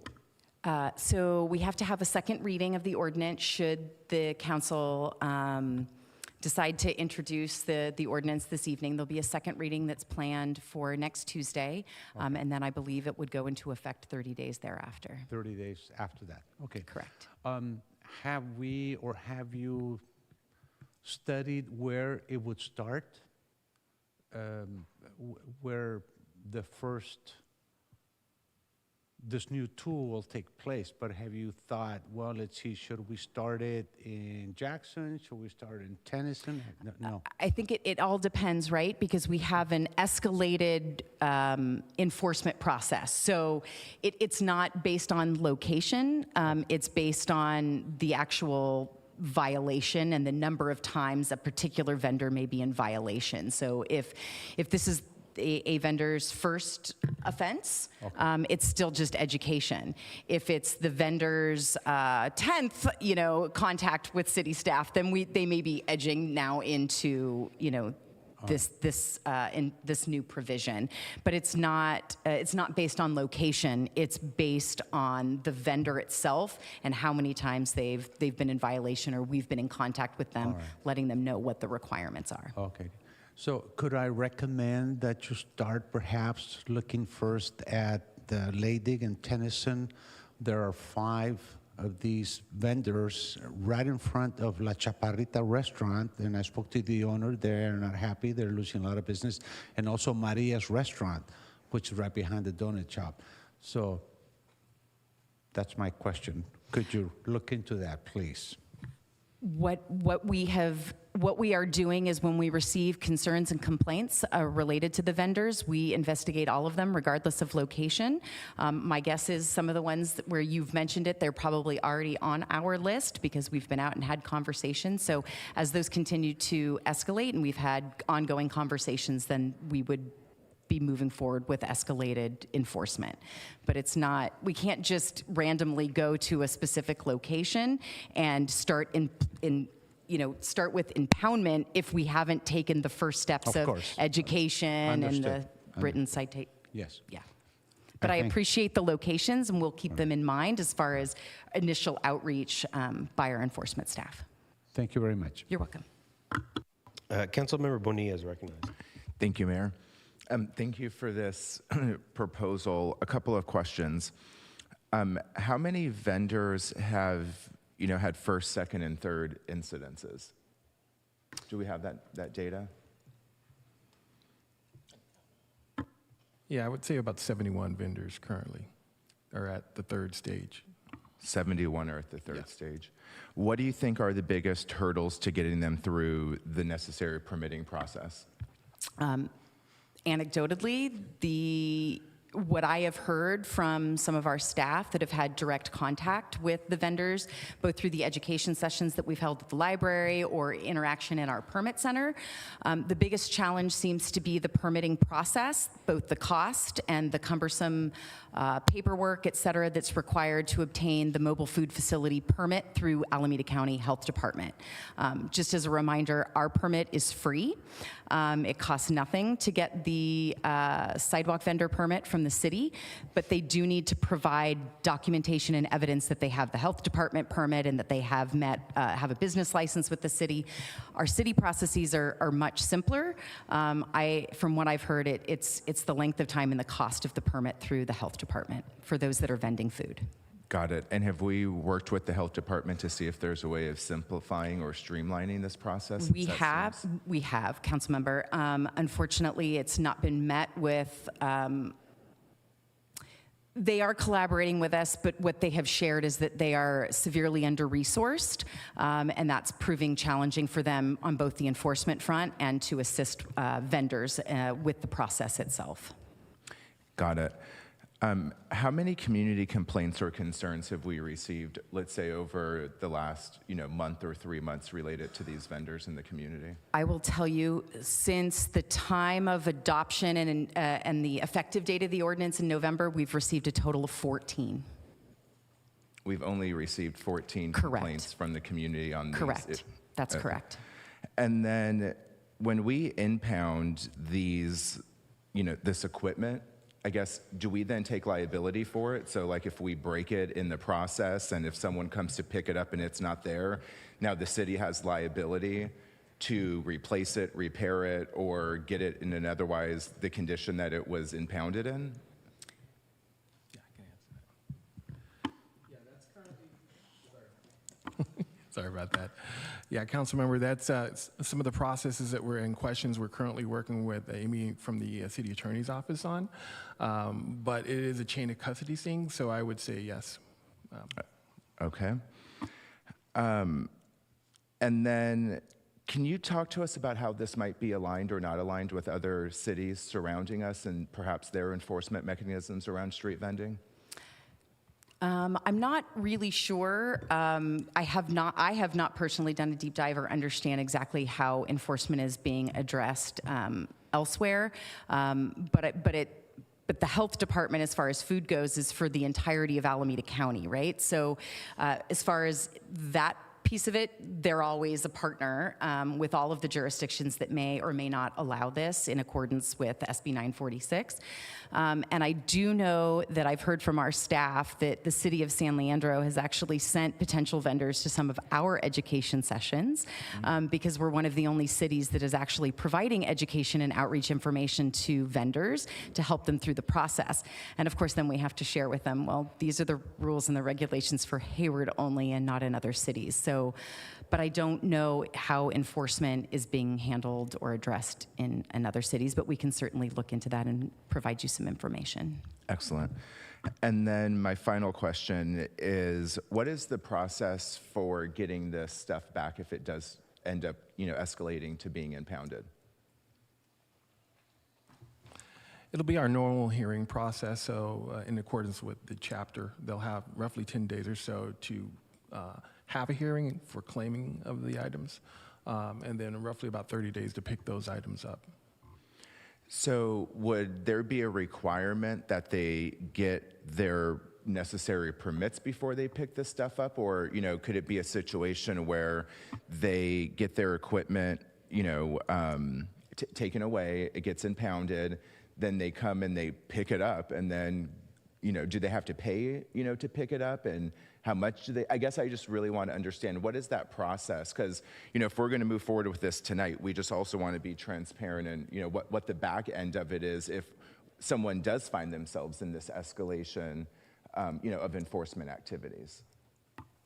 So the typical process would be to lay claim for it first. And typically that will be supported by the receipt that they receive during enforcement operations. And then they'll be able to claim it, pay for any storage time that those items were in storage, and then pick it up. They won't necessarily need to, by us abating the item, it's already in compliance, right? And so there's no long-term, official hold on the equipment. They're able to pick it up anytime they want to after the abatement. The sooner, more likely, the less those fees are. So it'll be encouraged that they pick it up as soon as possible. And it's just kind of an item to discourage. Yeah. Right. Yeah. And then are the fees for impoundment, I guess, depending on how much equipment's impounded, or how do you determine those fees? And a follow-up to that is going to be, how long will you hold it before, it gets destroyed or, not claimed, and then you guys go about another process? Yeah, typically we're pending on having policy for a 30-day hold. So after that, the items will be destroyed. And I mean, that's pretty much how it goes, yeah. Got it. Yeah. And considering, the kind of officer vacancies we have and the limitations we have with our own current policing, how, how is this being worked out with the police department, and are they on board with this approach? I think they support anything that we're willing to do. I think the challenge is because of the resource challenges and obviously a number of other issues. I think, which is why we took this sort of education approach first. We're not looking to, hard nose enforce, vendors throughout the city. I think we're just really trying to bring them into the economy and to legalize them. And so that's the approach we've been trying to take. We're not trying to do this other, but we understand that there may be some vendors that just are, refusing to go through the process, and it's not just a simple language barrier challenge, but that they're just flat out refusing. And I think we just felt there might be a need in those instances to add this additional tool of enforcement, but I don't think that this is where we're going. I mean, our hope is still to just continue to work with them and bring them in and legalize them. Thank you. Those are all the questions I have for now. Sure. Councilmember Roach is recognized. Thank you. Thank you, Councilmember. You actually asked a lot of questions, but I just want to ask, so code enforcement gets out there because somebody has complained, and you said we've had about 14 complaints. Is that right? And and how do the complaints come in? Are they like customers that I don't know, we're wrong by street vendor, Access Hayward, like where are they generally coming from? Typically, Access Hayward, or they'll make a call to our office. I would also say that given some of the initial concerns that we did hear and through the process, a lot of our code inspectors are just on the lookout as they're going about on their normal runs through the community and handling their normal caseload. So if they see one, they may stop, have a conversation with them, say, hey, did you know you need a permit? Do you have a permit? And have those kinds of conversations and provide them some feedback and some pamphlet information about what that process is. But mostly the complaints will come in via a phone call or an email, or someone will send like, hey, I saw these. Do you know if are they legal? Do they have permits? And then we just send it to code enforcement, and code will go out and take a look and then go through the normal process. Okay, and then so you said in the staff report there were 85 unpermitted sidewalk vendor incidents. That's what it said in the staff report. How many of those have moved to either, I don't know, been moved along or shut down or any of those? I guess none, right? Is that right? Because we're looking for one more tool to make that happen. Is that the idea? Most of them move along. Okay. It's typically the ones that are operating at night who kind of return later on. Okay. Who and persist are seeming to be the problem childs, right? Okay. Okay. And then, how many people have actually come in to get permitted at this point? We've had a number come in, but it seems like I don't know if we have a single one that has gone through the entire process and has all of the permits. As I said, our process is relatively simple and cost effective. I think the challenge has been getting the mobile food facility permit. Health Department has a lot of requirements for the vending equipment, needing to meet certain standards and requirements, obviously for health standards that they're required to enforce. So I understand that, but I think some of that has probably been challenging for the vendors. And I think the costs are a little high comparatively. Yeah. Okay. So so since we started the ordinance, so we I don't have a single one that I'm aware of that has all of its permits. Yeah. Not There's a single. one that I think has it, but doesn't have Not everything. a single vendor. Okay. I think there's one that had their permit from the county, but didn't know that they needed to come and get the stuff from the city.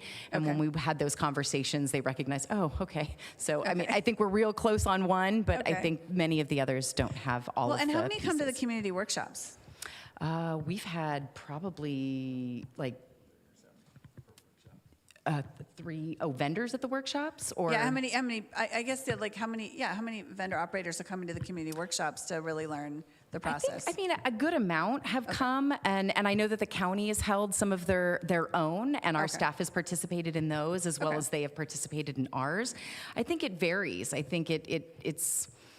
Like I said, some people have come from other jurisdictions just to learn a little bit more, and then we've had, probably a half a dozen at maybe each of the sessions that we've held, and then others that have come in at the permit center just to ask additional follow-up questions and to get additional info about the process. Okay, I mean, so this is really just, if somebody complains and they go out, there's another tool in our chest to try to do something about it, but we're not doing any proactive enforcement. Correct. Okay.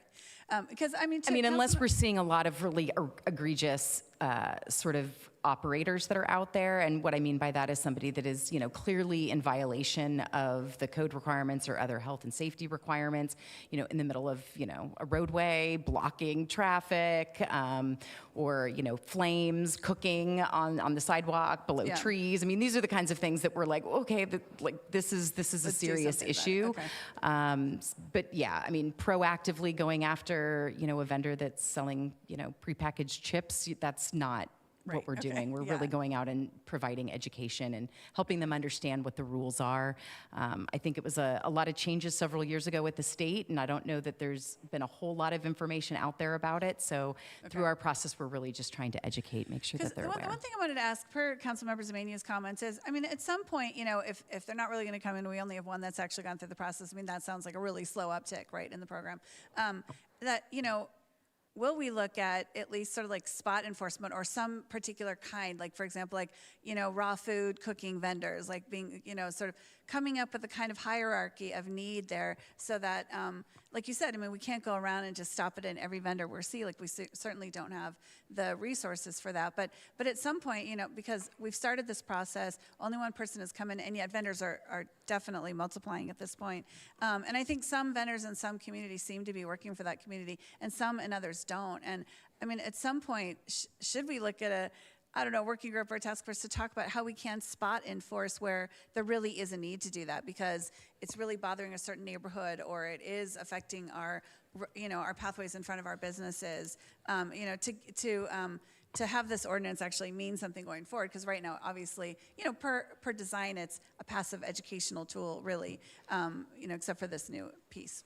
I mean, I think that there are things that we can do and we can certainly explore and talk about whether or not there's a priority as far as enforcement goes, based on some of the things that you mentioned. But I think that one of the most important things that I think folks can do if they are indeed frustrated by what they're seeing out there is really to reach out to the Alameda County Health Department. Yeah. They are the primary enforcement entity related to food vendors. And so the more calls that are made to the health department expressing concerns about what they're seeing out there, perhaps there'll be, proper resources can be allocated so that they can properly enforce that portion of the ordinance. And that's a good point. And on that note, we talked at one point about making sure that their phone number was on our Access Hayward. So whether it was a link from Access Hayward or so they could see right away, like, here's the county link, here's the county phone number, because otherwise they're relying on having to Google it really quick or find it somewhere else. But if they see a street vendor and they're used to going to Access Hayward to complain, that we have a link to do that for them. Well, we can certainly double check and make sure that that information is available, but I'm pretty sure it's on our website, and the information that we have related to the sidewalk vendor permit that we have on the city's website. Yeah. I'd have to look into further to see whether there's anything like that we can put together and make sure is part of Access Hayward. All right. Thank you very much. Thank you, Mayor. Thank you. Councilmember Syrup is recognized. Thank you, Mayor, and thank you for the report, Director Bowser. And thank you to my colleagues for the thorough questions. I only have 2 to add to them, so I don't take up too much time here. What's the cost of impoundment? The cost of impoundment currently is based on a contract we have with USAFE, so it's roughly about $58 per pallet. And so those items are stored and wrapped on the pallet and stored in their warehouse. Got it. So we have a flexible contract with them. We don't reserve a set amount of square footage to begin with. No, it's as is, as it grows. Understood. And then you mentioned a lot of folks come in and they are interested in the process, but they don't have all their documentation or they haven't gone through the county process. Are we still doing an intake for those folks that are coming in, so we at least have those vendors on record, even if they haven't gone through the entire permit process with the county yet? Yeah, I mean, we have lists and contacts for most of the vendors that we've outreached, through our surveys and the outreaches. We were developing the ordinance to begin with, and then those that we've met with that have come to the education session. So we are in contact with folks. So we do have it, but until they actually have all of their paperwork and submit the application through our e-permits portal, there's limited information we have, but we do try to collect as much as we can so that we can maintain contact with them to keep them updated through the process. Great, thank you for doing that. And then I believe one of the answers to Councilmember Bonita's question was that unclaimed was for 30 days before the seized property was forfeited, but I think in the report or the amendments being suggested were 90 days. What's the appropriate amount of time we're looking at here for this? Currently, it's 30 days. We're actually looking at a 90-day flex, so we still haven't settled on it yet. Those conversations are still being held with Amy and City Attorney's Office. Okay, understood. Thank you for clarifying. Those are my questions. Thank you, Mayor. Thank you. Councilmember Andrews is recognized. Thank you, Mayor.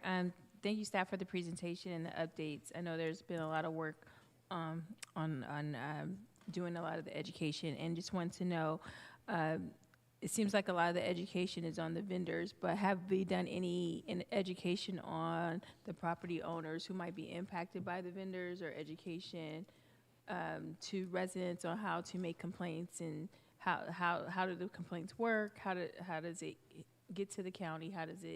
How do we educate folks on the ordinance from the state that's also impacting this? That's a good question. I don't know that I can answer that, but I think it's a wonderful suggestion. So to the extent that we've not done that, we will be working on that and making sure that we're providing that education both to property owners and business owners, that they're aware of how they can address any concerns that they might have related to vendors. So great suggestion. And I was also wondering if the stack is another opportunity to. Okay, that's a possibility as well. Okay, and then. Also wanted to hear more about, I did reach out to a zoning code enforcement officer, and one of the comments they made was that the county, they might get a complaint, they do a ride along with the county inspector, and they decide not to enforce. And can I have a little bit more education of how those ride-alongs happen, and how does it get decided that they're not going to enforce? Yeah, so we typically will work with county infrequently and usually on a scheduled basis, but usually it's coordinated either with local PD or their sheriff's department. And typically sheriff is their kind of go-to when they're doing enforcement. And typically when officers call out, if they're busy and they're taken off the grid for support for them, then they pull back. And so that's kind of how that occurs. So it's normally a capacity issue why they choose not to enforce, not necessarily that they don't want to enforce the ordinances. Yeah, it's definitely a personal safety matter. Okay. Yep. And then what is the interaction with the state? I hear a lot of interaction with the county, but what is the interaction with the state? Have we escalated the complaints to any folks at the state level about the impacts to the? Not that I'm aware of. Not anybody that I've spoken with or worked with locally here has made any complaints. I mean, the SB 946 went into law several years ago, basically in response to trying to bring vendors into the regular economy, trying to provide them those opportunities. So I don't know that there's been a lot of complaints or concerns, but I guess certainly that's one avenue for folks to also complain at the state level. I don't know what changes will result from that, but that's certainly anybody can make complaints to our representatives about concerns that they might be having, especially given that the state took that action to pave the way for vendors taking away a lot of local control. Got it. Thank you. Councilmember Goldstein is recognized. Thank you, Mayor. I like your approach with this. It's clear that there's concern for developing this level of the economy, working with street vendors, but also protecting our business community generally and our residents from potential food hazards. And so I appreciate the approach that you're taking. Can you remind me about how many street vendors we estimate are operating in the city of Hayward? I have no idea. I just know that we've had contact with, 70? Yeah, roughly we had contact with about 71 actual sidewalk street vendors. There have been another 24 or so actually food trucks that are meandering around the city as well. Okay, all right. Okay. Fair enough. And do the workshops that you've produced so far, do they actually take the vendors through the paperwork? Yes, we do. That's fantastic. That's great. And are there any other organizations or other resources available that we can help connect those ones that are stuck, either because they're lacking the knowledge or afraid of the paperwork or language issues? I mean, would El Centro Legal or any of the other organizations around town perhaps be a benefit to them?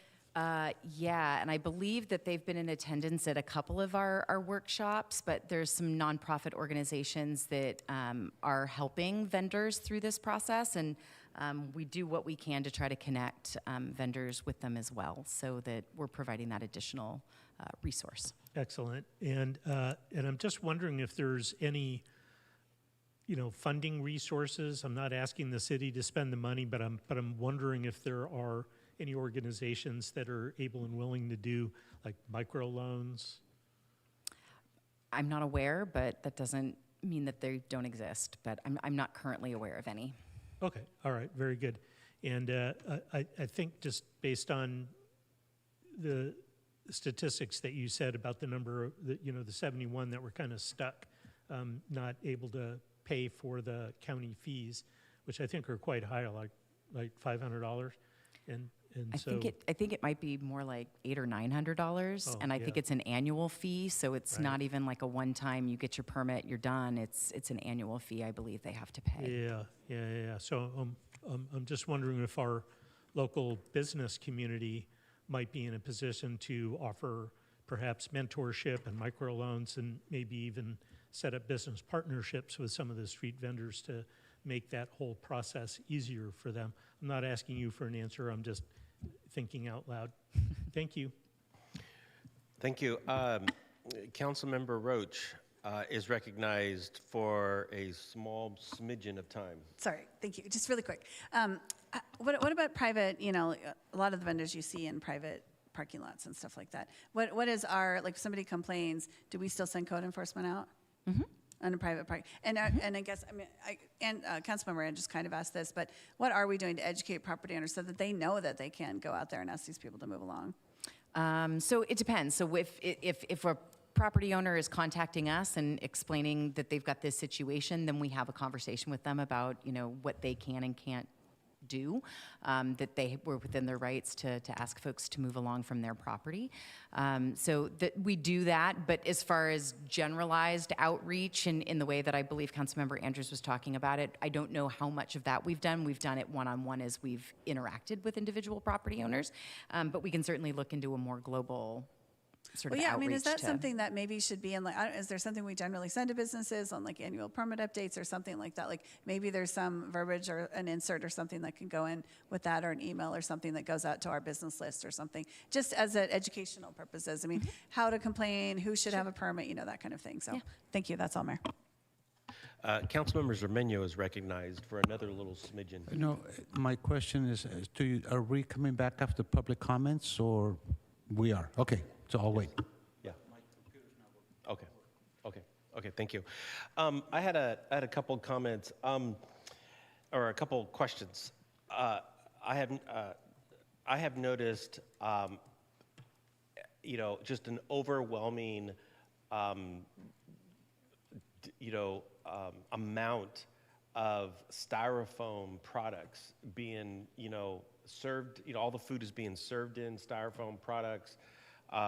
Food containers, the large food containers, plates. There's some vendors that are doing outside, almost a miniature restaurant type of setup, and all of their plasticware and plateware and flatware is all styrofoam plates, bowls, cups, and so forth. Are they being cited for breaking our ordinance on styrofoam products? I don't know if I can. I don't think currently, but the ordinance certainly requires any vendors to comply with all of the city's ordinances and codes, which would include, not utilizing those types of products. But I think our focus with the vendors so far have been to just get them into compliance with having the proper permits. I think if we get somebody that comes in that is applying, we can certainly remind them of the types of materials they should be using in accordance with our requirements. But that's not been our primary focus. But I appreciate the feedback and the comment, and we can look into whether or not that's something else we should be adding as a part of any written citation to the vendors. What would we do? What would we do if a restaurant is using banned styrofoam products, and let's say we catch them, whether it's reported upon or we just we see that they're violating our styrofoam ordinance? What do we do to a brick and mortar restaurant that starts use, like let's say tomorrow they just say we're just going to start using styrofoam products because it's cheaper? What do we do in that case? That's our probably normal community preservation enforcement process. So we'll get the information for the business owner and deal with them accordingly. it does get to be a little bit tricky with vendors in IDing the persons operating the mobile vending facilities, so that becomes a little hiccup. Okay. And then lastly, do we track the violations? So, I mean, let's say we get somebody who's violated, that we do, let's say there's a point of contact and I know we're doing education, but do we track, every time we have a touch point, do we track those cases? We do, although as I think Mr. Nichols alluded to, it can get challenging with the vendors due to our need to ID them and then so a lot of it is just sort of repetition and needing to see the same person and maybe recall them and identify them. But it can be a bit of a challenge. Not everybody is as forthcoming with identifying who they are and that sort of thing. Okay, thank you. I will close this portion of the item and move on to public comment. And I have 3 public comments. First public comment is here in the chamber. It's Mr. Lan Nguyen. You are recognized. And make sure you hit the button, and when it turns red, that means go. There you go. Good evening, Mr. Mayor and the City Council member. I'm patiently, listen here and to observe you guys working. Must be very hard when you get up, and work up until today, this time. And I appreciate that. And the reason I'm here is I just want to make the request and the same thing with the sidewalk vendor, because I live in Hayward and Folsom. And I saw, a lot of street vendor, they doing the business right there, and they make a mess out of it. And also other people from other place, they came in there, and in the night, they dump all kind of the garbage and the furniture in there. And then because of the intersection, it's very dark. So that's very easy for them. Somehow they dump the whole, tire, broken tire and everything. And that's quite a mess. And then the street vendor, make a mess out of it. That's one thing, And luckily, I saw you discuss about that now. You have that issue, and talking about it. And then the second thing is very important. And I bring, with this picture, and I want to show to all of you about, the people, the young people, they do the sideshow and the street, practice.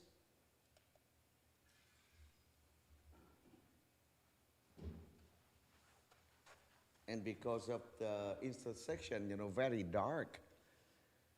And right here, and 5 o'clock in the morning, when the people who live in the apartment complex, right there, they get up, they get out and go to work, and they saw their car like this.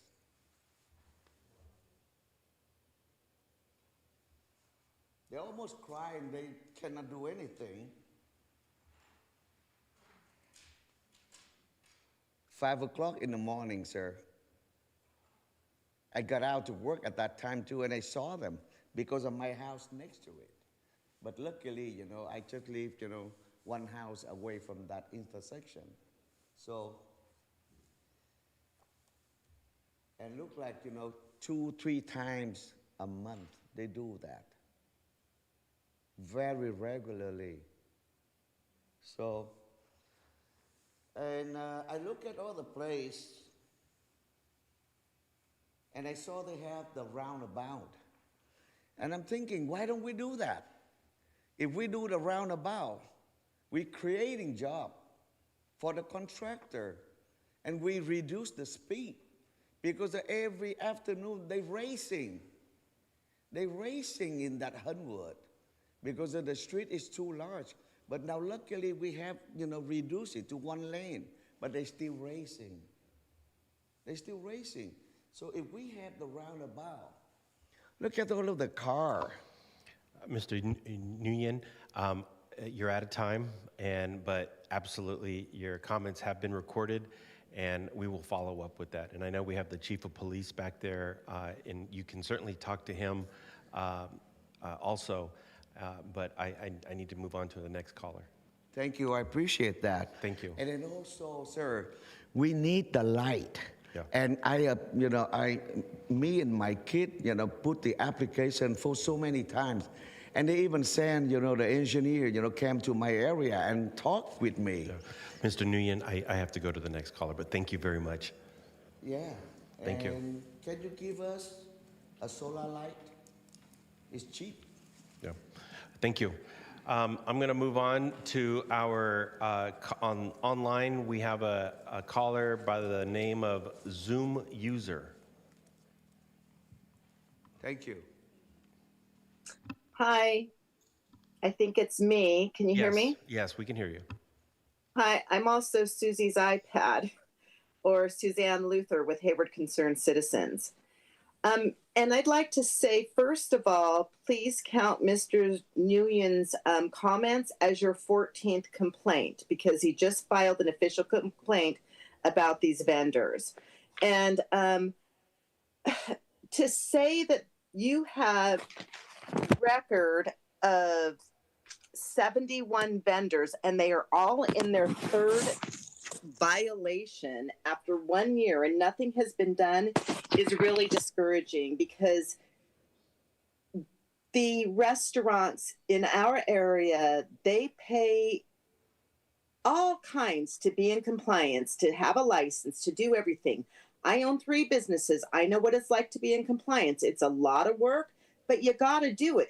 You cannot conduct a legitimate business without being in compliance. So these street vendors, you are trying to give them every darn opportunity, but they're not taking the opportunities that you're giving them. You need to enforce your rules and laws. You need to impound their products.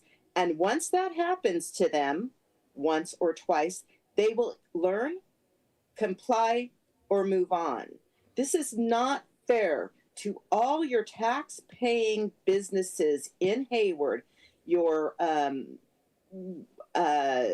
brick and mortar businesses that do everything that they have to be in compliance. There is so much that they have to follow and rules that they have to go by to be in compliance. And they are your taxpayers. These people are not complying. 71 vendors, and all of them are at stage 3, and it's been a year. You need to enforce your laws. Please do that. Please do that. Please do that. Thank you. Thank you. Our next caller is TJ from Hayward Concerned Citizens.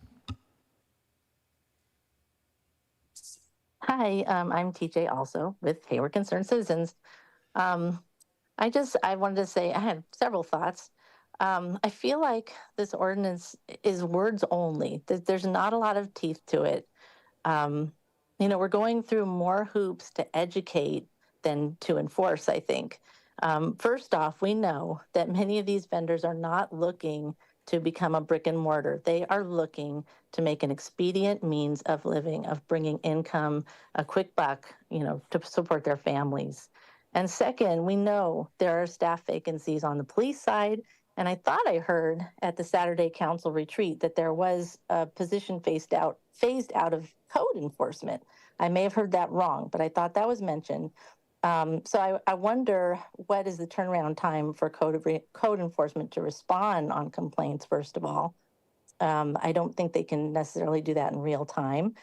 Also, I wonder what happens to those who are selling items that are not food related. There's a gentleman, or maybe 2, that sell flowers pretty regularly on the freeway off-ramp, the median at Jackson. It is a safety issue. They're out there frequently. It is distracting. People are trying to, make their purchases, and it's right, at the freeway exit entrance.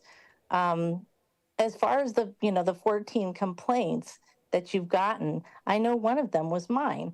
I made a complaint about this gentleman on the median where the sign clearly even says no soliciting. And I never heard one response back on Access Hayward, not one response. So I'm also wondering, is that the most effective means of lodging a complaint? And do we as residents, are we allowed to be able to know the outcome of the complaints that we've made? So that's my 2 cents. Thank you very much. Thank you. I don't see any more callers and I don't have any more cards, so I'd like to close public comment. And before I call on council, I do want to make a couple of comments about this. I appreciate all my colleagues' comments or their questions. Just an observation. I hope the community sees here, and I appreciate Mr. Noonan's comments about this is a tough. It's some of these decisions and some of these things we do up here. They are tough, and this is one of them. But I want the community to really see that we are really, really trying here. Not only is the council trying here, but staff is really trying here. I mean, we are doing an extraordinary. I was going to say we're doing extraordinary contortions here to bring people into the economy. And so I really am, I really want to express that and make sure that is a clear,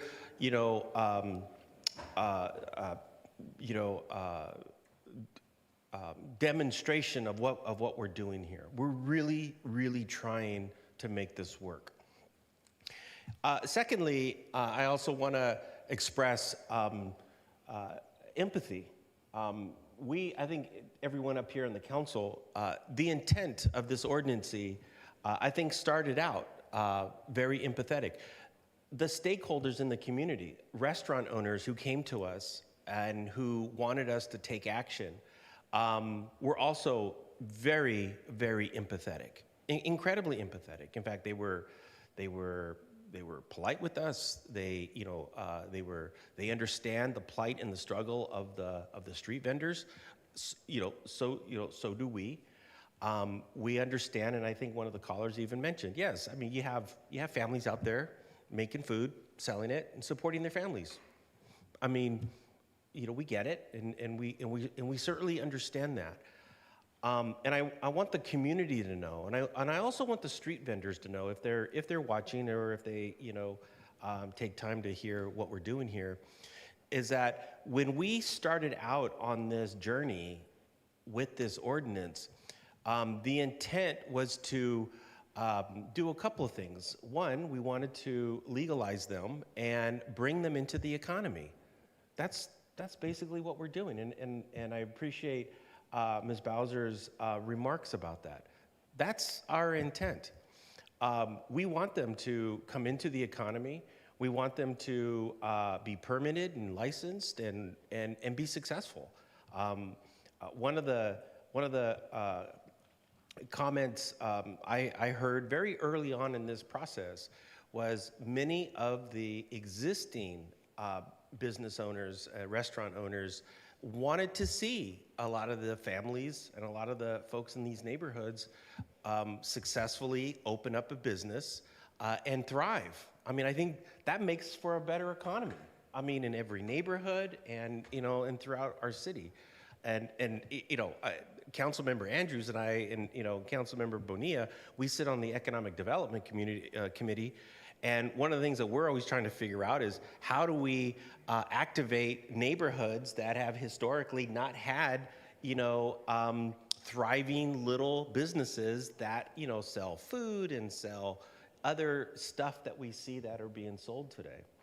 And so, we are empathetic. We are paying very close attention to this, and we really, really want to make this work. The other reality, I mean, and let's just, just be real about this. We are seeing street vending escalate and increase. I mean, we have streets that have, you have individuals that are putting up 5 up to maybe 8 tents, 10 by 10 tents, and doing open air cooking and storing food in ice chests for all day. I mean, I can't imagine, the sanitation that is being maintained and preserved in some of these outfits, where they've commandeered entire cul-de-sacs. I mean, look at Santa Clara and A Street. Look at Hawthorne and A Street, Latig and Huntwood. I mean, I get, and we're empathetic to street vendors, but I mean, it's coming to a point where it's just escalating to such a level that that something needs to be done. I couldn't help but to go back to my photos here, and I think one of the callers was absolutely correct. This is leading to other things, flower vending, where over on A Street and at the freeway, we have, now they're putting out large commercial flower displays, and they're running across A Street selling. I mean, at what point do we go from a little bucket selling flowers to like a big commercial size, rack of 100 bouquets of flowers that are constantly being replenished? I mean, where do we stop, right? And as much as we're trying to be empathetic and make this work, and yes, the caller, we are trying to look at code enforcement. We're doing everything we can to make this work. And I think, and so it's escalated. And I'll just make this last point. This is leading to other things. I was in the parking lot. I went to, I think it was last Saturday, I went to go get coffee over here at Pete's. And there was a vendor washing cars out at the back of his Jeep, washing cars in the parking lot. And so I'm thinking, now we're washing cars. So at what point, where do we stop, right? Where do we stop? And if we let these violations go, we're just opening ourselves up. I mean, and it's, at what point do we say stop? And so I just really wanted to say that because,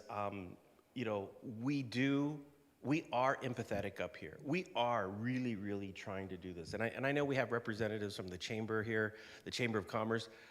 I can't think of another group that has been more amenable to the work we're doing up here. They've been advising us. They have been ushering with us this process all the way through. And they've been very professional about this. They've been very ethical about this. And so I see the edit of language, the tightening up of the language here, just giving us tighter tools to get a handle on this. And nobody likes to see, and this will be my final point.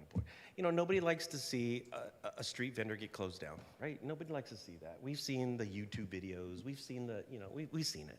And I've spoken to the chief of police, and nobody likes to see enforcement. I mean, nobody likes to see it. Nobody wants to be on Instagram and on YouTube and all of that. We've seen it, but that's why we're doing what we are doing up here and really trying to make an effort to help people. And so of course we're working. The county. I mean, I get it with the county. It was a little upsetting when I saw the county health department show up to the Rowell Ranch Rodeo and, hammer us on the nacho booth. I was like, but I mean, they decided to come to our nacho booth. But, that's where we're at today. So, anyways, I'm going to stop there. I appreciate you guys giving me a little time to rant here.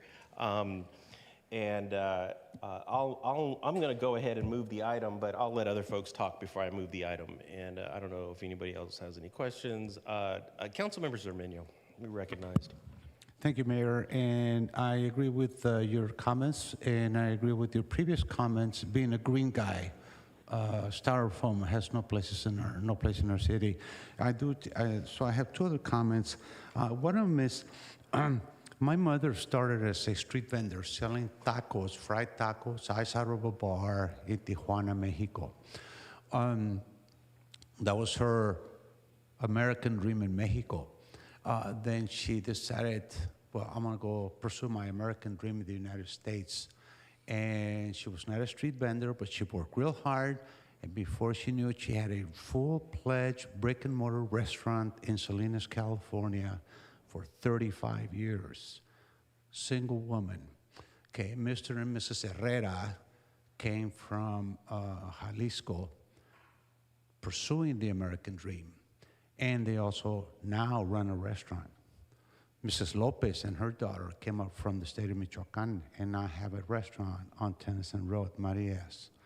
So somebody got on my case because I am, quote unquote, against street vendors. And I gave them those particular examples of folks who came to the United States pursuing the American dream and actually fulfilled their American dream. The word is not legally, but the word is correctly. And I am not against, I told them, I'm not against Juan and John necessarily setting up a street vendor if they are pursuing the American dream. What we are trying to do is help them obtain that American dream in the correct way. And the correct way, perhaps, is starting, being educated, getting some permits, and you never know that perhaps one of these folks is going to be the next Solorio family who started with a little cart, and little by little it became, and he had a full-fledged restaurant over on Huntwood and Industrial Boulevard. It can happen, and I have several other examples, but it's not that we are completely against street vendors in their pursuit of the American dream. We want to help them pursue that and obtain that. But I am glad that you put this new tool together because I think it's going to force them to say, okay, now I need to find out what the correct way is. And I have spoken to a couple of them. They appreciated the fact that my mother, a widow, actually had a restaurant for 35 years. They cannot believe it. And they go, wow. So if she was able to do it, and you will be able to do it with your wife and your 3 kids who are helping you right now cook those chickens. All right, so that was one of my points. And my last point is there are, at the moment, 21 places on Tennyson Road where you can eat. And that goes from Yummy Chinese to Halal to Subway and Arandas. I've been to every one of them. And there are 9 places on Tennyson Road that are street vendors. So I'm filing a formal complaint for these street vendors on Tennyson Road. You need to go visit them. One of them actually takes over the sidewalk, and they're right in front of Chavez. And they're not supposed to be taking over sidewalks. So now you have another complaint about the 9 folks on Tennyson Road, Tennyson and Lake Dig, and I'm hoping that you can go visit them because now there's somebody filed a complaint against them. Help them be educated and help them fulfill the American dream correctly. And we're going to help them out. We're not going to charge them for licenses, but we're going to let them know this is the way to do it. So thank you for the new tool. let's do this correct way. La Chaparrita, their income went down 22% over the last year, simply because of the 5 street vendors that are in front of his place. Mrs. Maria's over Maria's restaurant, the same thing. So let's help them out. Thank you. Thank you. Councilmember Roach is recognized. Thank you. Yeah, so I appreciate that this amendment is just adding another tool of not only enforcement but deterrent. So, like, if having to pay a fine is just a cost of doing business to some people, then perhaps your equipment and the investment in your equipment and your supplies being impounded is potentially a bigger deterrent. And so I think just the deterrent factor of knowing that there'll be a little more teeth on this ordinance is something that I am in support of. I think Hayward has proven to be as open to getting as many vendors as possible in line, hence Dr. Bowser's comments about even St. Landers sending their people to our education seminars. But if they're not coming in and we don't put this kind of, another level deterrent like this in the ordinance, I think it will be probably, something people say, oh, just don't worry, you'll just get a financial fine. So I think adding this does add a little bit more teeth to it, and so I'm in support of adding the amendment to the ordinance. And finally, I just wanted to remind the community that state law really has dictated how far we can go with these ordinances, and we're not allowed to dictate where they can set up beyond like a safety hazard issue, but we can do what we're doing, which is try to educate people, bring them into line, make them get permits and be legal on our streets, and so I think we're doing what we can within the confines of state law, and so I appreciate the work from staff to come up with this idea, and I'm in support of it. Thank you. Thank you. Councilmember Bonilla is recognized. Thank you, Mayor. I agree with a lot of your sentiments, so I'm not going to repeat them. I think you were very eloquent in what you said. We are trying to solve a very complex issue here, and I think bringing this tool into our toolbox will, and continuing to explore other tools that we can bring into our toolbox makes a lot of sense to me. And I think with the summer coming, these issues are only going to escalate, so making sure that we do have a comprehensive set of tools to deal with these issues, I think, is important in the right direction. I also support this approach of working to bring these street vendors into compliance and ultimately, as the mayor said, into our local economy. But I think adding this tool to our toolbox protects everybody. It protects our street vendors, making sure that they are following the right processes. It protects our businesses to make sure that they're not being disproportionately impacted by laws and regulations that are being applied only to them. And I think it protects our residents because it it makes sure that we have the right health and safety permits and the food is cooked to the right standards and people aren't getting sick because of meat sitting in an ice chest for hours and perhaps going bad. So this escalation process does make sense to me. I also agree that we need to continue to work with the county to help solve this issue. I know we were kind of vague in saying go work with county health, but in particular, it's the environmental health department of the county is who we need to continue to voice these complaints to, because at the end of the day, these are health and safety issues, and the county is the lead agency for that. So I do want to encourage the public to continue to advocate and bring your voice to the county on this issue as well. But I plan to support this as well. I think it's the right step, and I appreciate us continuing to explore how it is we strengthen the tools to be able to enforce this ordinance. Thank you. Thank you. Councilmember Syrup is recognized. Thank you, Mayor, and thank you to staff for putting together this updated ordinance. I'm a little bit frustrated by this issue because I feel like it's turning local entrepreneurs against each other. We have a state that prevents us from regulating rents, which means that brick and mortars are having to pay more for their own rent, and their workers' wages are increasing too because they have to keep pace with their own rising rents at home. Margins are vanishing, and local businesses can't afford to lose revenue during these times. So I understand why these businesses are upset. They're working hard to keep their lights on and employ their staff, and the city as well can't afford to lose these businesses. But I also have to wonder what some of our brick and mortar owners would have thought about this ordinance when they were just starting off as sidewalk vendors themselves all those years ago. I've had a few conversations about this issue myself, and I sometimes get a worrying feeling that the goal is to kill off competition and protect profits, and I would hope that that's not the intention here. I would hope that rather than falling victim to a scarcity mindset, we would instead build a thriving food scene that attracts visitors from across the bay, a scene with enough room for everyone, brick and mortar and sidewalk vendor. I will be in support of this item tonight because I do think that this ordinance needs some teeth. However, if we find that our vendors have disappeared as a result, I think we as a council will have gone too far. I'd rather have someone selling goods on the street and making an honest living than robbing a CVS. And with crime being one of the top issues in our city, we need to be mindful of the relationship between depriving people of options to participate in the economy and what other means people can turn to once they've been denied that opportunity. I want to echo what Councilmember Bonilla said here. It's clear that the cost and process on the county side is too prohibitive for folks to meaningfully engage with it.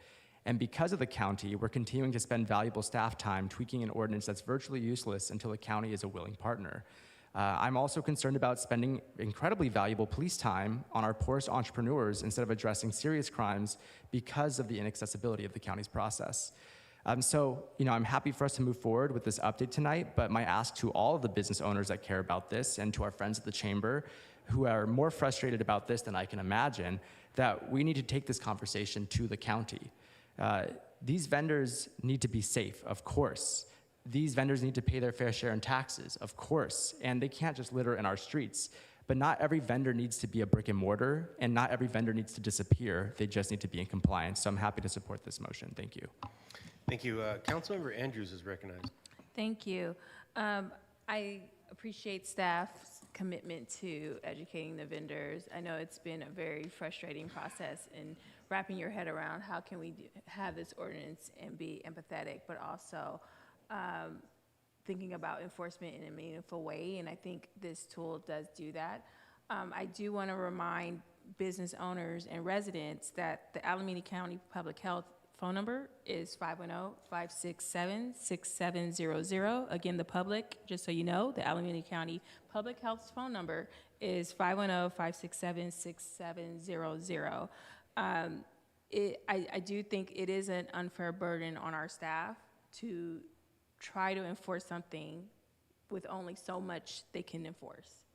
And if we are going to be working with our partners in terms of providing courses, that is valuable staff time, not just looking at what police officers are doing in the field, but this is valuable staff time that is being taken away from doing other initiatives in our city, educating vendors who probably do know the rules. Let's just be frank. Some of them, they probably do know. So I just want to make sure that our staff time is now going to be spent on other life-affirming things in our city that what our voters want us to work on. And I do want to make sure that the state also knows the impact that these laws have had on our city, the complaints that we're getting from businesses, also the trash that we're seeing from some of the vendors. I do agree with Councilmember Syrup in terms of making room for everyone, and I do think there is room. There also we also have to be thinking about fairness. We do have events where there is clear processes on how to vend at events. The city can help you connect with those events. There are plenty of agencies that have catering opportunities where you don't have to be a brick and mortar. You can be a caterer. There are other opportunities out there that can provide a really good way of making a living without impacting brick and mortar stores and restaurants. So I will be supporting this ordinance. I do feel that we also need to look at our lobbyists in terms of the city and figuring out some kind of way to educate them on all the things that the staff has been doing in order to educate vendors. And maybe this is something that they need to look at and revisit. So I don't know if that's something that can be brought forth later on, but I would be interested in talking to the state in particular to make some adjustments on some of these rules because it's really taking up a lot of our time. And then also, I do think we should be looking at possibly sanctioning some areas in terms of if we are going to have street vending, if we're going to have food trucks, if we're going to have those things. There are other cities that do this on a monthly basis. Something we can work with the different agencies that come to us about events. Maybe this is an opportunity to do some more partnership. Maybe this is an opportunity to have more events in Hayward and then provide more opportunities for those vendors. So yes, I will be supporting the ordinance as well. And hopefully we can get to a place where everyone can vend happily, whether it's brick and mortar on the street with permits or in the truck with permits. Thanks. Thank you. So I will move the item, and Councilmember Cermeño will second. And seeing that there are no questions, any more comments, Madam City Clerk, we can vote now. And before we do that, I just wanted to thank staff for your work on this. I know this is a tough one, and I appreciate your patience, appreciate your your empathy, of course, and just the work that you are doing, especially on the street level. Yeah, no, thank you. We appreciate the words. Huge kudos to Mr. Nichols and the entire code enforcement team that have been really hard at working at this, and especially the partnership that we've had with PD and the health department. I mean, I know there's still challenges, and we'll continue to work on that, but really do appreciate all the hard work. So thank you very much. Thank you. Madam City Clerk, we're ready to vote.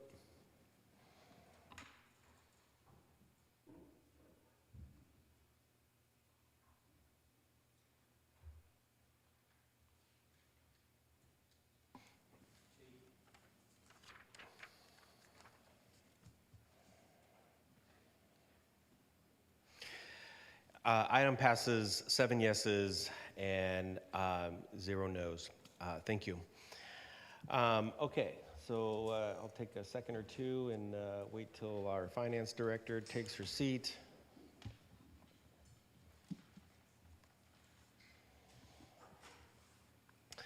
Okay, item number 24 is sales tax adoption of a resolution establishing November 5, 2024 as the date of for an election on a proposed ballot measure asking Hayward voters to extend without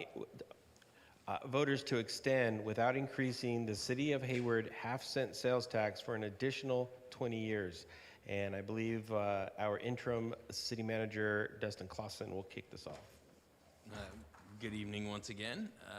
I will, and this is, the next step in what's been an ongoing conversation about the potential extension of our local district sales tax. So really excited to be to this point.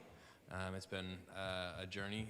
I think we started the conversation at Budget and Finance Committee over a year ago. So really excited to be getting to this point. And tonight we will have a recommendation for council to put it on the November ballot. But next slide, please. So this is the proposed ballot language. I will not bore anyone to death by rereading it.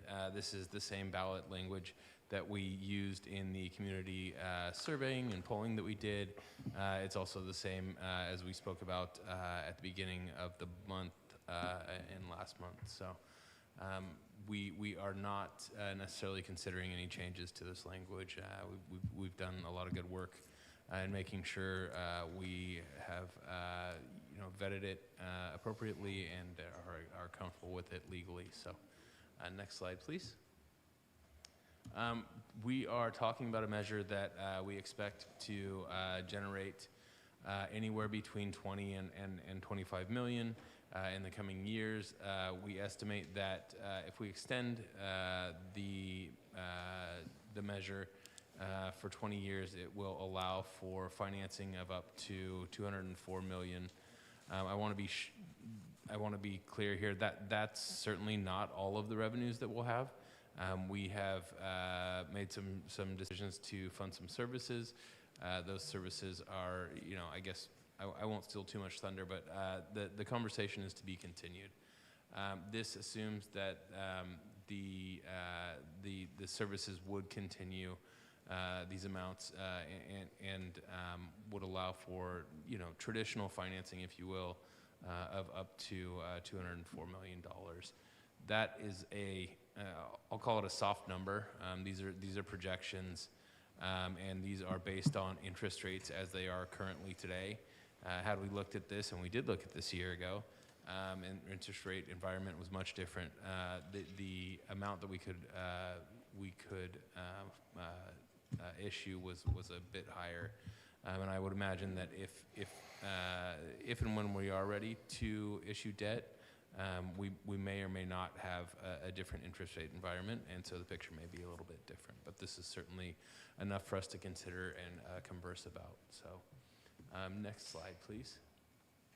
This is a list of potential projects as well as potential services that we've talked about quite a bit. The top of the list is the Public Safety Center, which we would be including some other scopes of work, like our animal shelter and the dispatch center. And that the range there of 145 to 200 million is an estimate. We will be bringing back an item to council for some preliminary plans for that building. And it could range anywhere in there, and it wouldn't be surprising to me the way that construction costs have escalated over the last 6 to 12 to 18 months. But certainly also looking at the Weeks Branch Library, potential facility replacement of a firehouse, maintenance and utilities courtyard, contribution to the Stack Center. And then we will, undoubtedly not be able to fund $138 million in roadway projects, but certainly those are things that we would like to consider. I won't go through each of the services. Most of them will be familiar to council. The one I did want to bring to your attention is the public library. We've talked about Sunday hours for many years on this dais, since probably maybe even before the library, the new library opened. But so this is really trying to put a price tag on it, and so we can have the conversation. So, like I said, these are all potential projects and or services that we can consider. The plan for staff is to bring an item back to council in the early fall, likely in September, to have a discussion for prioritization of these projects and services, so that we can have the discussion in a very transparent way to the public, so that they can be as informed as possible when heading to the polls in November. So next slide. This is a slide of next steps, showing the formal items that will need to take place should the city choose to put a measure on the ballot. Last day for arguments will be on August 12th. Public review period from the 12th to the 22nd. Last day to file a rebuttal would be the 16th. Public review period for the rebuttal would be the 16th to the 26th. August 26th, the deadline to submit direct arguments and rebuttals would go to the registrar of voters. And then on November 5th, we will have election day. That's really kind of it. On this slide, it doesn't mention the September workshop that I was talking about. It will likely be shortly, in close proximity to the budget discussion. We've also talked about bringing back to council some information on general fund and potential ways to make the city fiscal future more sustainable and clearer. So I believe that's our last slide. It is indeed. Thank you. This is a legislative item, so I will first turn to the dais for questions. Councilmember Roach is recognized. Thank you, and thank you for the presentation, and thank you for that list of, like sort of ballpark about what we're talking about with some of the items that we're hoping to, some of these unmet needs in the city that we're hoping to cover with an extension of Measure C. So like, you know, looking at this, it's what, I don't know how many million. Like, obviously that's not the full amount of what we hope to get from Measure C with the extension. So what you're saying is in September, before voters go and vote on this, we'll have a much clearer idea of like what we can really expect to use these funds for. Is that right? Correct, and you know, we will have a discussion and make it very clear what our intentions are. I'll put it this way: I think everyone on the dais, and including myself, would love to fund all of those projects. And I think what we'll do is create a prioritized list, and we will sort of, you know, with some very realistic expectations of what we can expect to have happen and be able to accomplish, and then have a clear prioritization of, and if we can accomplish more, this will be the order that we do them in. Okay. And you know, and like I said, we'll have 138 million in roadway projects. Do I think that we'll be able to do them all? No. Do I think that we'll be able to do some? Yes, absolutely. Okay. Yeah, and because what I mean is I want to make sure the proposed ballot language pretty much mirrors that. You know, it talks about street maintenance, so some of it needs. I mean, if we're going to say this in the ballot measure, I want to make sure we're not sort of dropping anything off that list. You know, like it, you know, includes pothole repair, firefighting. You know, like first responders, all that, and it includes, you know, aging city facilities, including public, the library, a new public safety building, and so. You know, I want to make sure we're matching that, right? So we can't drop everything off. We would be talking, I assume, about not paying as much, you know, like we're going to adjust how much goes to each one of these items. But I just want to make sure that this ballot language then does mirror what we're including in this list. Correct. Okay. Okay, yeah, I mean, if we can see that, so that, and we're really clear, because I think the community, from the conversations that I had with the community, they felt like we were clear about what happened with the first Measure C. I want to make sure we continue that process, and if we can have that conversation in September, that will help me satisfy, you know, that commitment to the community. Couldn't agree more. All right, thank you very much. Thank you. Councilmember Andrews is recognized. Thank you, Mayor. I just had a question regarding the HEART program, specifically what does support mean in the new services? I believe what we've talked about, and in this budget, the entirety of the HEART program is funded here using Measure C dollars currently. Okay. And then wanted to know if that would be part of the prioritized list, or is it just how that would be? And so what would be that'll certainly be part of the conversation. I'm not going to make the Okay. decision for you all, Uh-huh. but certainly, you know, you'll provide options of what we can do with the HEART program in those discussions. Yeah. Okay, that's what I was looking for. Okay, great. And then also wanted to know, in those conversations, will we be looking at any potential initial assessments of what is needed for those capital projects? I think some of the work has been done for some of these projects, but certainly anything else, yeah, absolutely. Okay.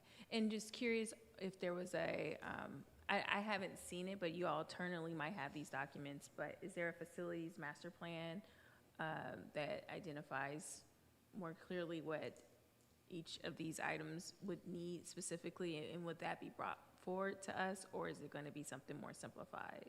I think it will be more simplified because we won't be talking about sort of the gamut of all of the facilities across the city.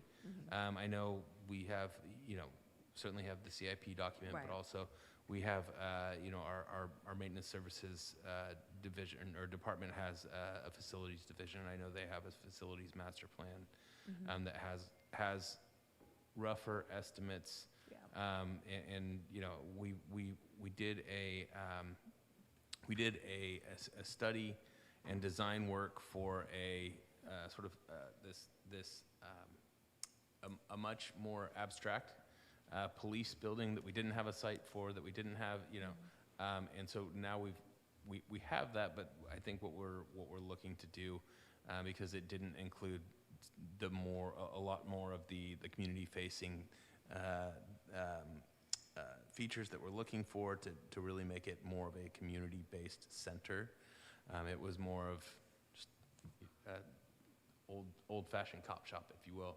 And so we're really looking to probably start from scratch. We may use some of what's there for some of the needs, but it's really going to end up being a bigger assessment. Okay, yep. I was just curious because I know that we've seen the CIP document in multiple committee meetings, but wanted to see if there was anything that we can use in terms of the Public Safety Center. So it sounds like you might have something, maybe not conceptual design, but at least some kind of survey of what the needs are that we can pull from. Okay. And so, and then the last question I had was about the Sustaining the Pandemic Recovery Initiative supporting local businesses. That's another item that you're potentially looking at. Can you tell me what those initiatives are? Sure. That you're thinking about? I can't name each of them off the top of my head, but what I can tell you is, the economic development team did a whole lot with the ARPA dollars that they were given to use and to use out in the community. And I think this is just trying to find a sustainable funding source, if you will, to keep some of those programs going, the ones that have been really successful, and maybe experiment a bit, similar to the way that they did when they started some of those programs and figured out what was great, and some of them were really great, and what others they said, that's a lot of work and not a lot of benefit, so let's not do that again. Okay, thank you. Councilmember Syrup is recognized. Thank you, Mayor, and thank you, Interim City Manager Clausen and your team for getting us to this point. I'm really excited about this initiative.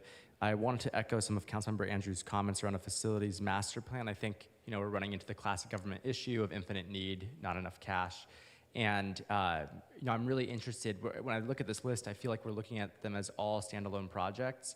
And the room for creativity around financing, I think, is something that should be part of our conversation when we're deciding on these projects. So we're looking at a potential new police building, and that might include an animal shelter component. So what happens with that real estate if the animal shelter moves? What happens to the pre-existing building and the land underneath it? Does that provide new financing options? Does that bring down costs in any way if we retrofit that versus building an entirely new building for one of these subsections of the police department? So, these are the kinds of questions that I'm hoping we can have some starting thoughts and answers to around financing, use of land, a facility, maybe like a very seedling of a facilities master plan and the way the city is thinking about its real estate as it relates to how we're going to use this extension funding. But, otherwise, obviously, I'm in support of this. I just wanted to communicate. I think we can achieve a lot of these goals, but with the numbers that we're seeing, I think we have to get more creative with those numbers.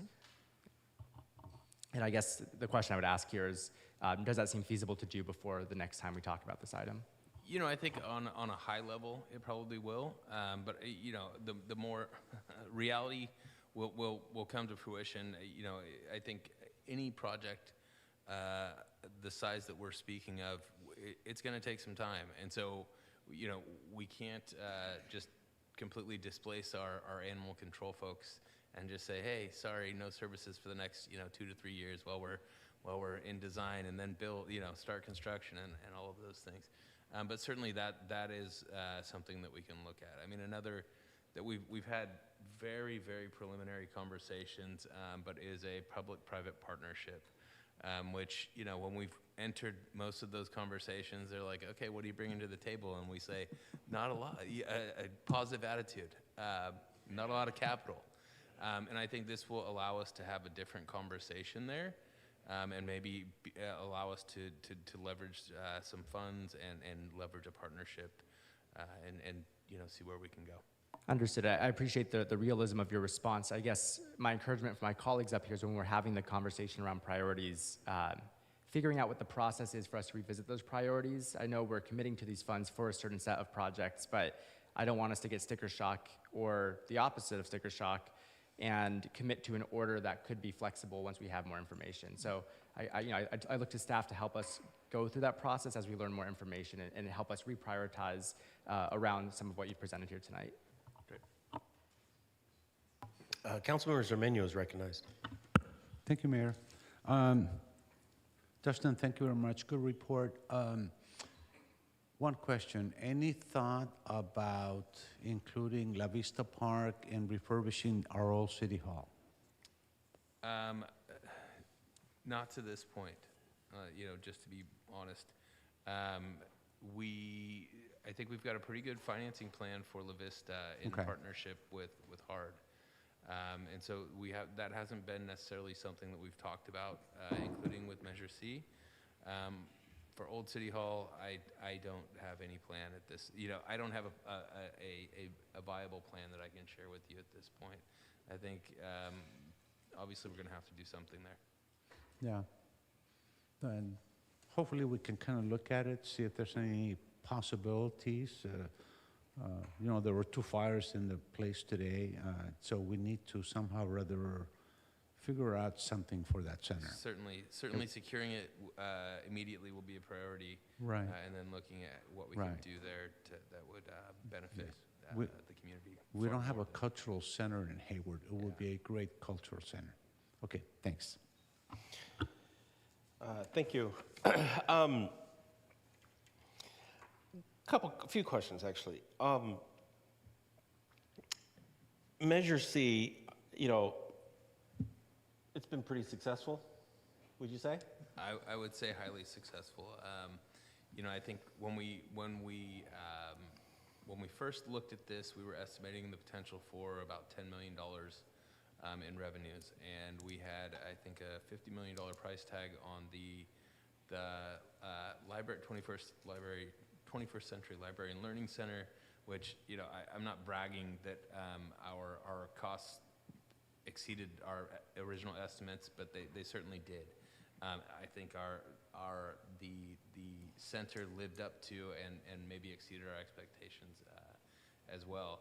The fire training center, I think we had something like $8 to $20 million that we intended to spend there, and I'm sure it would have been an improvement on what we had, but certainly it would not have been what it was or what it is today if we had stuck with those estimates.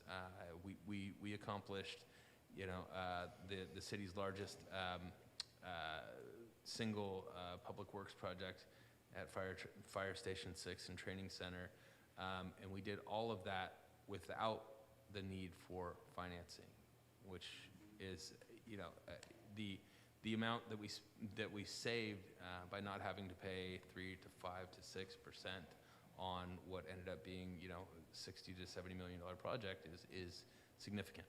So I would say successful, very successful. And so you've answered my next question is, have we fallen short on projects? And we have, but we have certainly corrected financial course moving forward. So my next question is, have we corrected, what have we done creatively to correct course if we were over budget or even under budget on a particular project? And even you can even maybe think about the fire training center, Fire Station 7, Yeah, the training center, Firehouse 6 and the training center. Sure. Some of what we've done is become more realistic and thought, okay, we can't have a helicopter launch pad, things like that just don't become unrealistic. I think the training center is a great example of, we partnered with Chabot for $20 million contribution. Chabot, we not only did they contribute, but they're using the facility to hopefully help to create a pipeline for future firefighters, not just in Hayward, of course we want them all here, but throughout the region, in the state. And we have regional exercises that are coming into that center to train for the entire state. And so, could we have done all of it only on our own? No. And that's why we went out and found a partnership, and we're able to get things done. And, it's been highly successful in that. And that was a $20 million contribution from Chabot College, right? Or the Chabot Las Positas Community Correct. College District. Yeah, of course. Great. And without without saying too much about this, I don't know how much we can say, but have there been any conversations, sort of in their infancy with Chabot College regarding our, our envisioned new police facility in terms of partnering again? I have not engaged in those conversations, but I'm aware that there may be some happening, and certainly would imagine that they will pick up interest, speed, and momentum if we're successful in extending the district sales tax. And like I said earlier, if we come with more than just a positive attitude and a nice smile, I think there will be more folks that are much more willing to partner with us than if we're showing up with nothing. Okay, and then I noticed, let's see, here on page, let me go back to the estimates that you have, the estimated cost. I noticed the Public Safety Center, including Animal Shelter and the Dispatch Center, you have an estimated cost of $145 million to $200 million. And, I think this is a very low estimate, quite frankly. And, I'm envisioning something, a lot higher, 250, maybe 300, plus or minus. And, I'm just sort of reflecting on some conversations I have had, even with, conversations I have had with other mayors across the country that have built new, innovative, state-of-the-art facilities in cities comparable in size to Hayward. So I guess my question here is, our revenue expectation, the expectation that we have, will it meet the need to build the facility that we are envisioning for the city of Hayward? And and if we have underestimated, because I'm like right now this $200 million number, I think it's going to be a lot. I think it's going to be higher, quite frankly. And so have we thought about and are we planning for next steps? I mean, how would we leverage partnerships? I mean, what would we do to go out and look at other sources to really build this facility that we're, that I think the community has been sort of expecting? Yeah, I mean, I think you've said a lot of what we're talking about, and certainly we will look to potential partnerships with our local universities. There are certainly public-private partnerships out there with organizations who are interested in creating these types of facilities. We've seen them successful across the country, and that done in some different ways. And I think there's real potential for that here in Hayward as well. Yeah. And then, sort of a macro question, and and I know this is on the minds of people. I mean, I've spoken to folks over the last couple of weeks on this, and I've certainly have received feedback. But I mean, for the expectation that we have facilities, infrastructure, and services, right? For the expectations that we have, will extending Measure C, and whatever number it'll be, but will extending this enable us to meet those expectations? And if we don't meet those expectations, have we thought about what's next? I mean, what do we do? I mean, Yeah, I mean, I think we have to have some very realistic conversations in September and really help to create some priorities and create and set expectations for not only ourselves but the community as well. We're certainly asking them we hope that they are going to vote for this in November, and so we have to make sure that we are going to only promise what we can deliver, and not overshoot that even by a penny in my mind. And so I think that will be very important in the work that we do here moving forward in the very, very near future. Was this the same process we went through when we passed Measure C back in 2014? Or 2014? It sure feels the same way, yes. Yeah. In looking back, did a lot of research. I mean, I was with the city, but have done a lot of research in preparing for this, looking back at staff reports, looking back at meetings, looking back at the literature, you know, those types of things. And it is certainly very, very similar, yeah. Okay, thank you. Appreciate that. I want to go, I want to close, hold on, let me see. I'd like to close this portion and then move on to public comments. I don't have any public comment cards here, and I don't see, I do have a hand raised up. Ro Aguilar, go right ahead.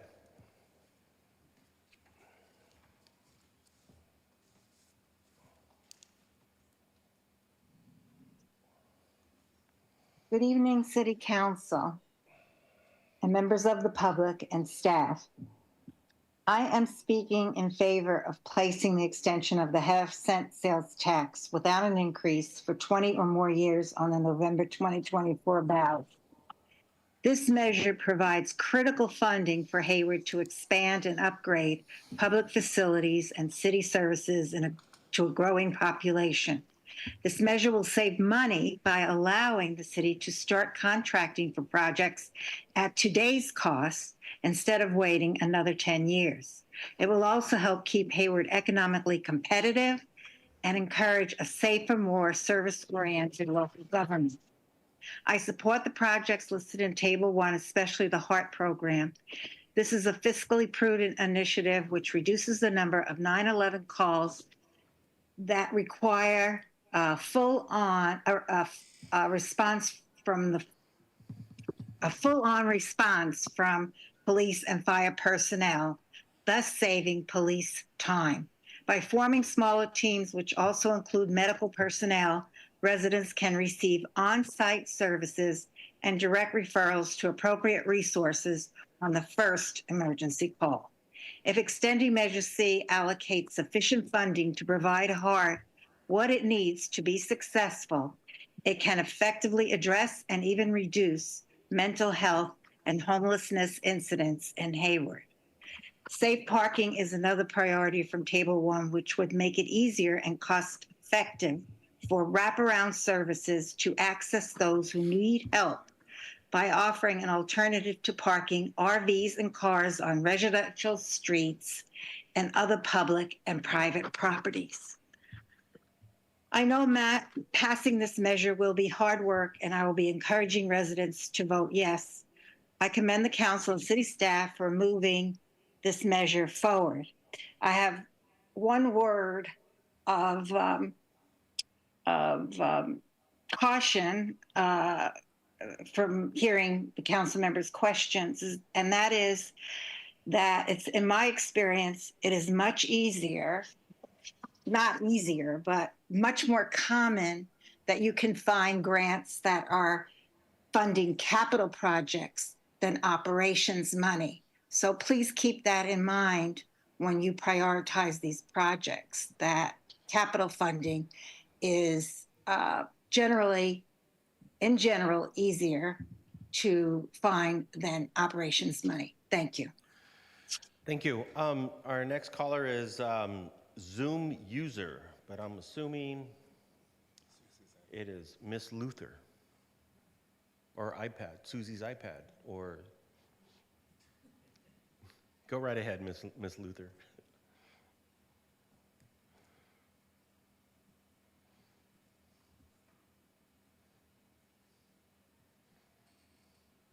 We can't hear you. You're on mute. Oh, I'm sorry. Can you hear me now? We can hear you now. Okay. So I'm really wanting to vote no on this because these funds can go into your general fund and you can spend it on whatever you please. And that's what I feel has happened with the funds you've already received from this Measure C.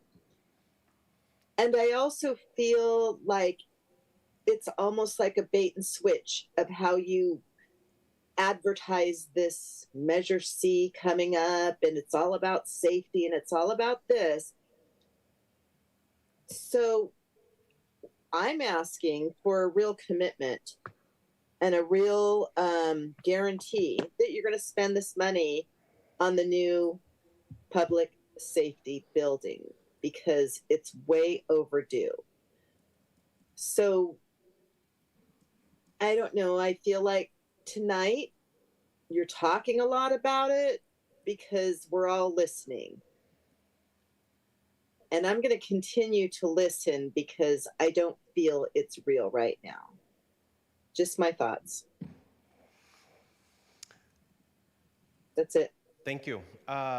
Next caller is TJ from Hayward Concerned Citizens. Hi, TJ again from HCC. Yeah, I'm confused. I feel like it's been a real emotional roller coaster. You know, our group is very invested in the idea of having a new police building or public safety building or whatever you want to call it, that's going to encompass not just the police, but our animal services and, you know, other programs in there. So we're not just talking about one thing. The jail also was mentioned and they've already done a consultation on that. So I feel like, you know, public safety building's on. It's not on. It's on. Okay, tonight it's on. And then we're talking about, you know, the public has been polled to make the decisions what they feel is a priority. And then I'm hearing the council say, we're going to decide what's a priority and we're going to make it very clear and transparent. I of course hope that you will. I like Suzanne, I'm wondering, you know, what is the assurance we're going to get that these funds that are going to roll in are not going to be used for something else? Something, you know, just they're in the general fund. You can use them for whatever you want. So, and I know, you know, there's already been one or two consultants already used to assess for the new police building. So why waste all this money on consultants, on polling the public, what are their priorities, on, you know, what the new building is going to encompass if you don't follow through on it? So I say, let's make it happen. The consulting is done. You want to move dispatch to a better location. You're already talking about them being housed back in the police building with some modification. There's no retrofitting. There's no more amendments that can be made to that 1970s old building. It's time for a new police building and all the amenities that come with it. They work very hard to protect and serve. Let's give them something that they deserve. Thank you. Thank you. And we have no more callers, and I still don't have any cards here, so I'd like to close public comment. And Councilmember Ray Bonilla, you're acknowledged. Thank you, Mayor. I'll be brief in my comments tonight, but I will be supporting this item. You know, I think that we've learned a lot from our current Measure C projects, and I'm confident that we're going to take those learnings forward as we embark on, you know, this extension of Measure C. As it relates to the projects, you know, I know that this list tonight was really just illustrative of all of the needs across our city. This isn't the list that we're going to go and move forward with, but over, I would say, this summer, we as council members and the folks who have called in and other members of the public could really partner with us to help prioritize what goes on this list so that when we reconvene as a council, we have clear priorities, because the priorities have not been laid out. This is just a list of things that we know we need to get done, but you know, what's at the top and what's at the bottom is still up to be shaped, and that will be shaped through public input, because this is our city together. So we need to be determining what those priorities are, and then we need to, you know, continue to fund those priorities to make sure that Hayward stays a best-in-class city. And it's all of our accountability, including that of the public, to make sure that we're delivering on our promise. I know as council members, we'll continue to hold ourselves accountable and we will hold staff accountable, but the public also has a place here to hold us accountable if they feel like the projects that we're promising aren't being delivered on time, aren't being delivered in the right way. But you know, this is our community, so I think it's important that we all have a voice in shaping what it is we prioritize, and the public's involvement in this process is going to be critical. And us continuing to be transparent about the process that we're using, to prioritize the projects that will be included, the funding, our assumptions. I think all of that will make sure that we're delivering on our promise and we're aligned with the community's expectations around how their money is going to be leveraged to make their city or our city better. So, I think that this is the right time to put this forward. I think we've learned a lot from our current Measure C, and I think that moving forward together in this space is not only going to make, us stronger as a city, because we're going to have better services, we're going to have better facilities, but ultimately the residents of Hayward are going to be in a city in which they can thrive because we have the right resources and infrastructure to ensure that that happens. So those are my comments on this tonight. And I'll be supporting it. Thank you, Mayor. Thank you. Councilmember Roach is recognized. Thank you. I'm supportive of placing this on the ballot, and I'm really glad that we were given the ballot language tonight so everyone can see, including the community. But I'm supporting it based on the polling that we've done with the community and the support that they've expressed in this process. I think it's giving us what we need to move forward with it. Based on the conversations myself and my colleagues have had door to door on the possibility of extending this sales tax. Because I think people understand what we're trying to do here. I don't think, something I keep hearing, I heard it tonight and I've heard it before, is this bait and switch.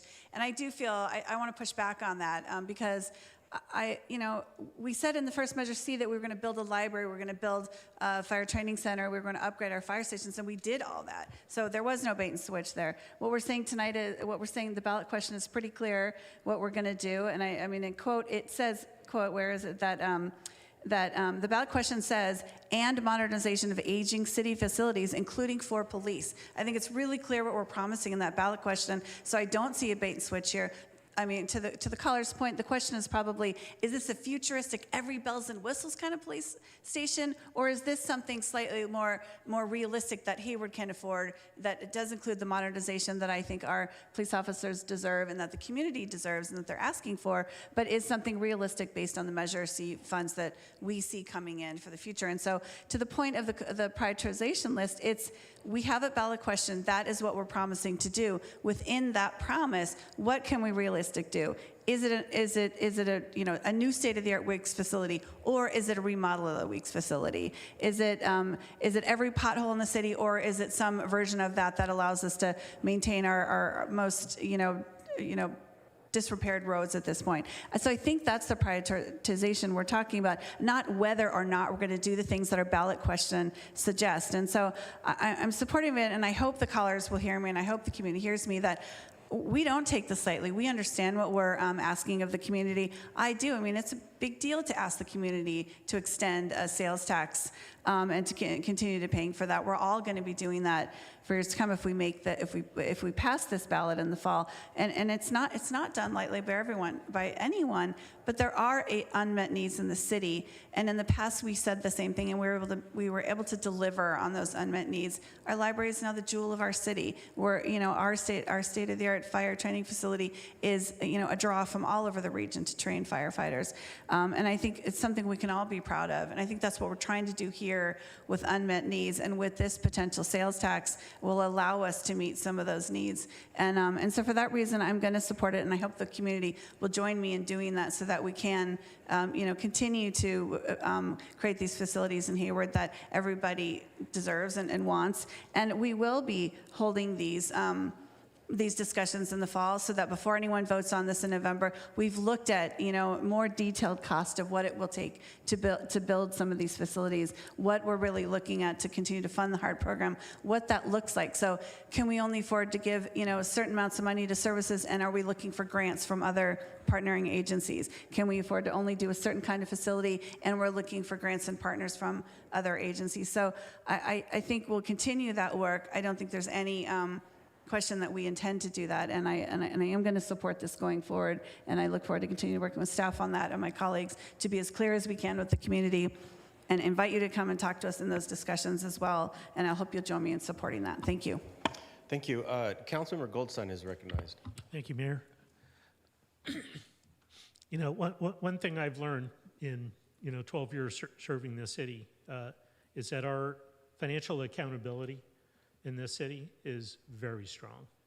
And what I've seen from my colleagues and staff is we take it to heart very seriously that we owe our residents our best capability in ensuring that they get the best from us. And we have aging infrastructure that has to be replaced. There's just no two ways about it. It has to be done. And this is, if money fell from heaven and you didn't have to pass tax measures, wow, that would be really sweet. But, this is reality. And we have to do something to fix our aging infrastructure.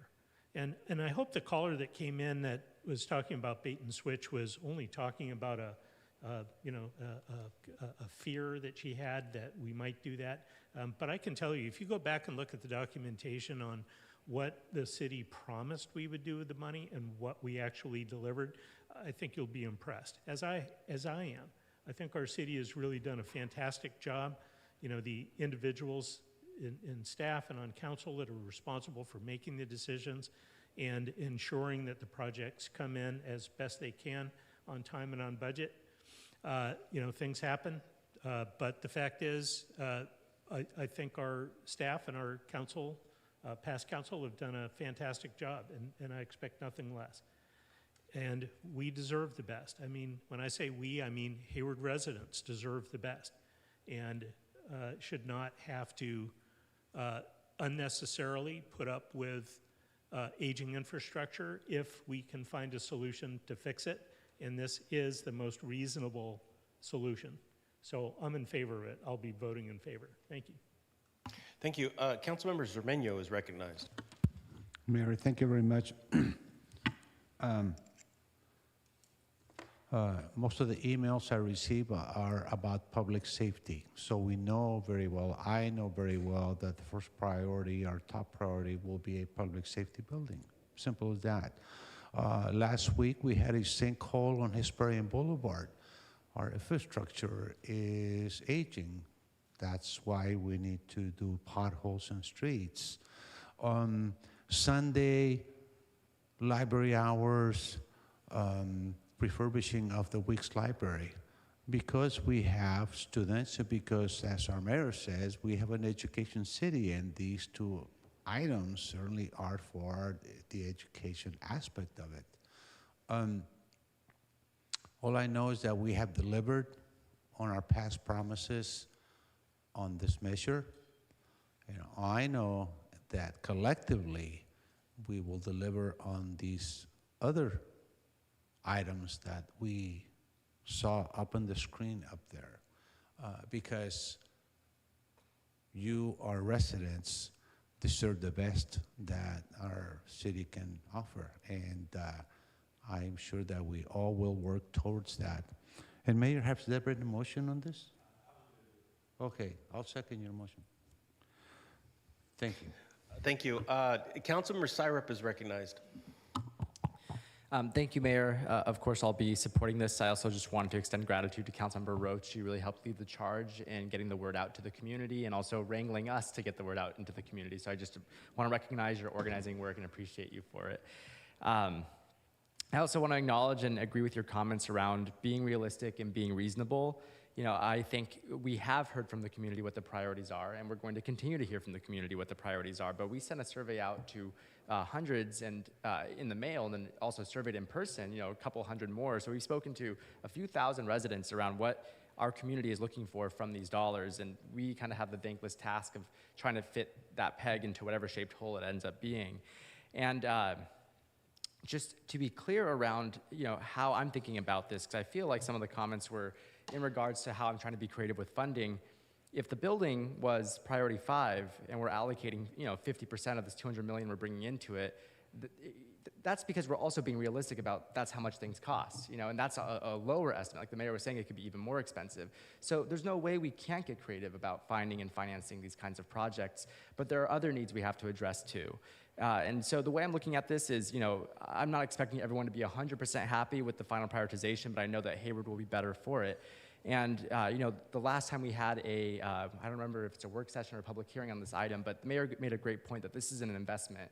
And we're investing now because the costs of improving our infrastructure are only going to go up. And so I'm really looking to the city to be creative with its real estate, with its resources, and with its relationships to bring this vision that we're trying to paint with this extension to life. And I'm confident that with our staff, we'll be able to do that because we've been able to do that in the past with Measure C. So I'm really looking forward to supporting this. And I'm really looking forward to hopefully the voters of Hayward supporting this. And I'll be rallying for it as well. And I'm excited for the conversations to come around what we're going to help finance through these funds. Thank you. Thank you. Councilmember Andrews is recognized.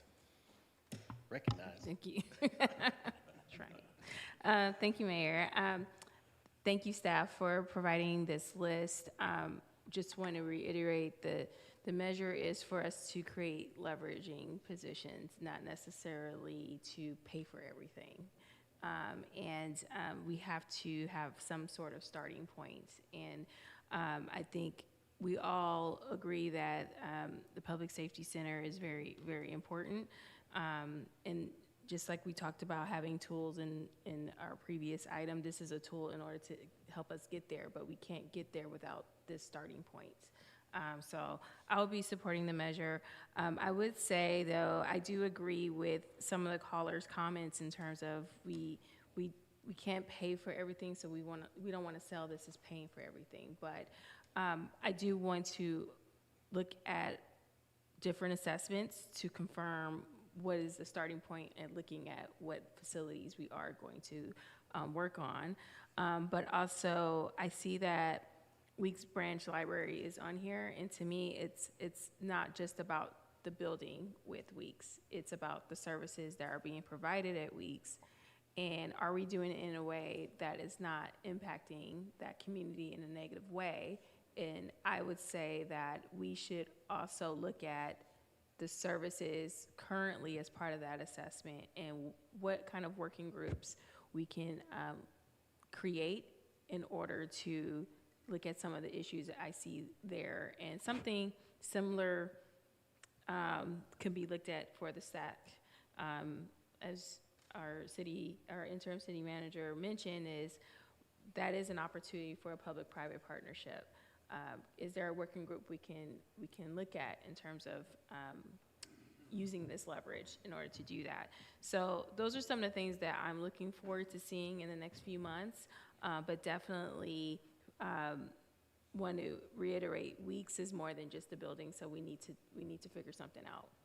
And I don't even want to look at putting any money towards facilities unless we look at all the agencies in that area that are providing services there. So yes, again, I'll be supportive of the measure on the ballot. Thank you. Thank you. It's like the Weeks Park ecosystem. Yeah. No, I right. Shiny new building, Yeah. and then you have all these issues around the shiny new building. Absolutely. Thank you, and thank you for everyone's comments, and thank you for the callers for calling in, and I want to go back to Councilmember Roach's comments about the callers that objected to doing this, and I think one flat out is not supporting, and the other one was it's sort of confused.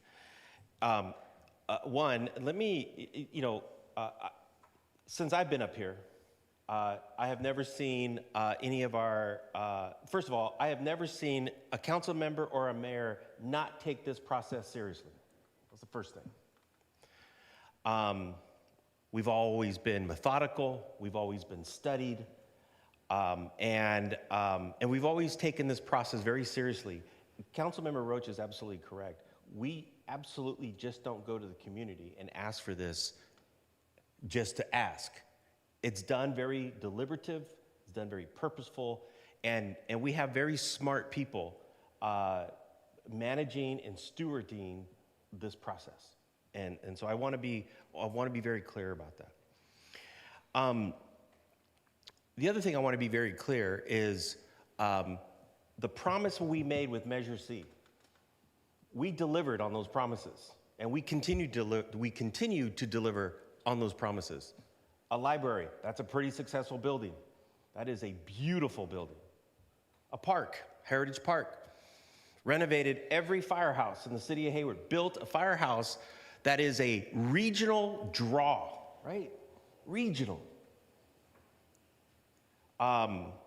We have, and a lot of these projects, in one of the most significant projects with probably the highest price tag, we had a partner step in mid-project, with a $20 million contribution to ensure that what we built was the very best. The very best. And so when folks say that we have not delivered on Measure C, I absolutely disagree. And I cannot object any stronger. So let me say this before I move this item.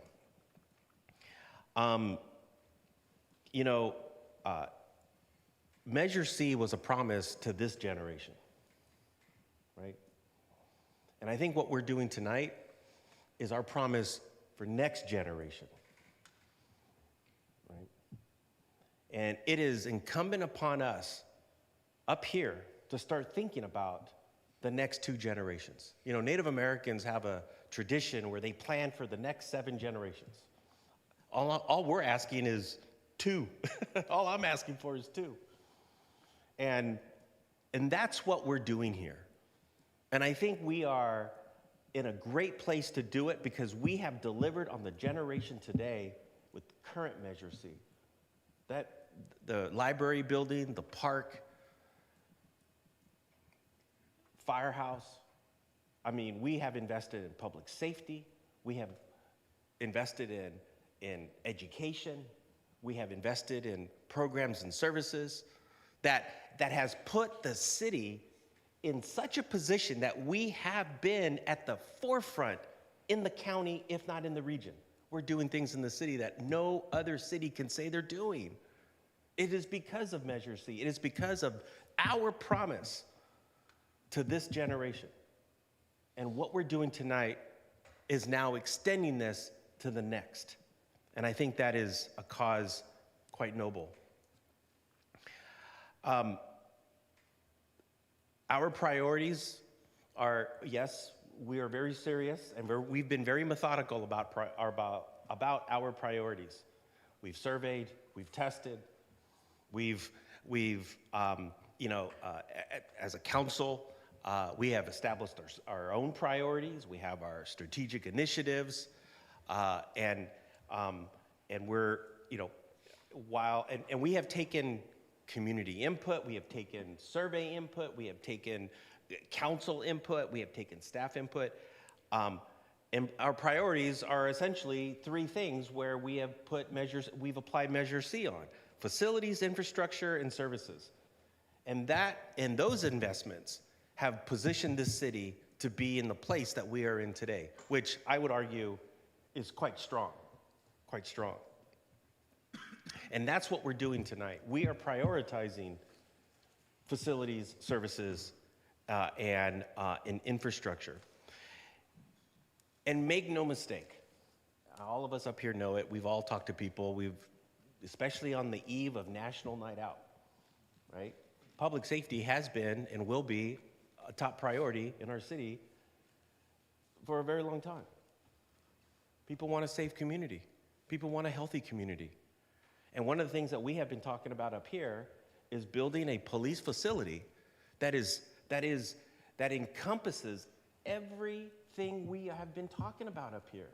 State-of-the-art public safety, state-of-the-art animal services, state-of-the-art dispatch services, state-of-the-art mental health services, right? That's what people are asking us. And I understand the caller, expressed hesitation. Well, I think the hesitation is premature, quite frankly. We'll do this. It's going to get done. And because it's a priority, and we're not confused about the priorities that, and not only that, we're going to revisit the priority in September. So we're taking this very seriously. We're doing this very methodically. We're doing nothing different than we did for Measure C back in 2014, and even before that. And so I'll end with this, and I've said it before, and I'll say it again. We deserve the very best in this city. We deserve it. And here's our opportunity to now finance it, right? We are the 3rd largest city in the county, the 6th largest city in the Bay Area. The only other cities that are bigger than us, Santa Rosa, San Francisco, Oakland, Fremont, San Jose. I mean, we deserve this. The next 2 generations deserve the investment that we are going to be making tonight and in November. And with that, I want to thank staff for all of their work on this. I wanted to thank our police chief, Brian Matthews, for being here this evening. The work that you have done on this has been outstanding. And of course, we have the chamber here. With that, I'm going to move the item, and I'll entertain a second. Councilmember Zermeño will second. And if there are no further questions, comments, Madam City Clerk, we're ready to vote.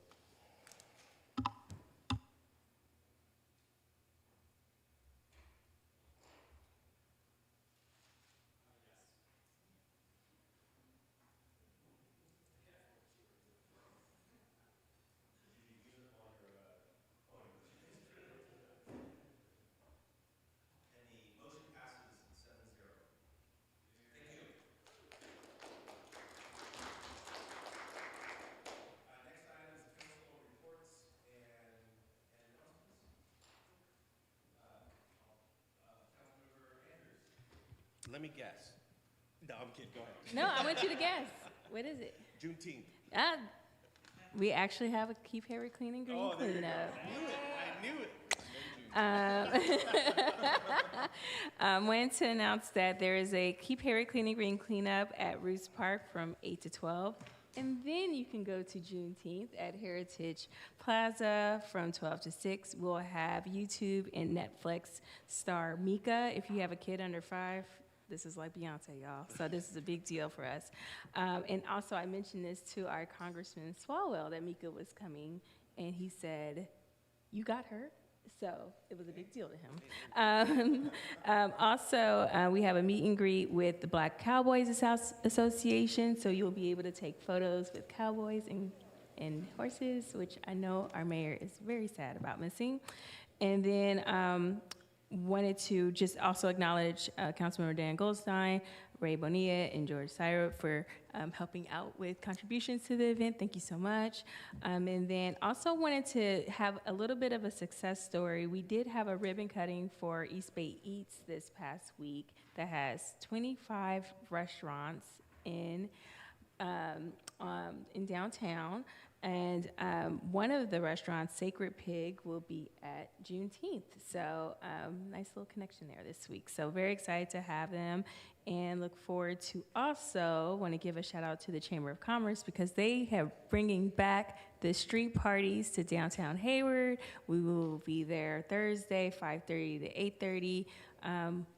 We have the CEO here, Lucy Lopez, who is also here tonight. Just wanted to say I will be there on Thursday and then also partying on Saturday. So thank you all. Thank you. And I saw a lot of hands. I'll start at the end. Councilmember Syrup. Thank you. Short mosquito update. It's getting warmer. People like to use their pools as it gets warmer. Mosquitoes like to use your pools too. They like to use them to lay eggs. So if you're seeing larvae in your pools, mosquitoes.org. The website can't be any easier. If you're seeing dead birds, mosquitoes.org. Report dead birds, please. This helps us control our mosquito population. There are certain diseases that don't have cures yet. So if we can avoid getting them all together, it's better for our public health. So mosquitoes.org, that is my announcement. Thank you. Councilmember Goldstein. Thank you. Let's see, the Hayward Housing and Homelessness Task Force will be meeting on Thursday at 6 p.m., public meeting. And this Saturday, sorry to be competing with Juneteenth. I love Juneteenth. I was really hoping to be there. But Field Day is a national radio exercise for people in the emergency communications field. And so as you're walking out and about, you may see pop-up tents and radio antennas, or they might just look like strings hung from trees to you, but they are approachable. So if you are out and about and you happen to see that, go say hello and see what that's all about. And if you happen to be by my team, we're going to be out at the San Leandro Marina at the West McClure boat launch. So easy to find out at the San Leandro Marina, and that is from Saturday 11 a.m. until Sunday 11 a.m. Yes, it is an overnight thing, so whatever hours you're free, come by for a free demonstration and see what we do. Very interesting technology. Thank you. Thank you. And my announcement is tomorrow morning, I am on a plane very early in the morning, and I'll be headed out to Kansas City, Missouri, to the U.S. Mayors Conference. And so that's where mayors from all over the country, from small, medium, and large cities meet, and we talk about mayor stuff. I don't know. Talk about mayor stuff. But actually, this is going to be a great week. The sessions are pretty good, are really good actually, and I'm on the education and healthcare committee and public safety committee, and so those are the two committees I will be particularly focused on and going to all their sessions. So with that, we don't have any council referrals. And our next meeting is June 25th, 2024. Ladies and gentlemen, this meeting is adjourned.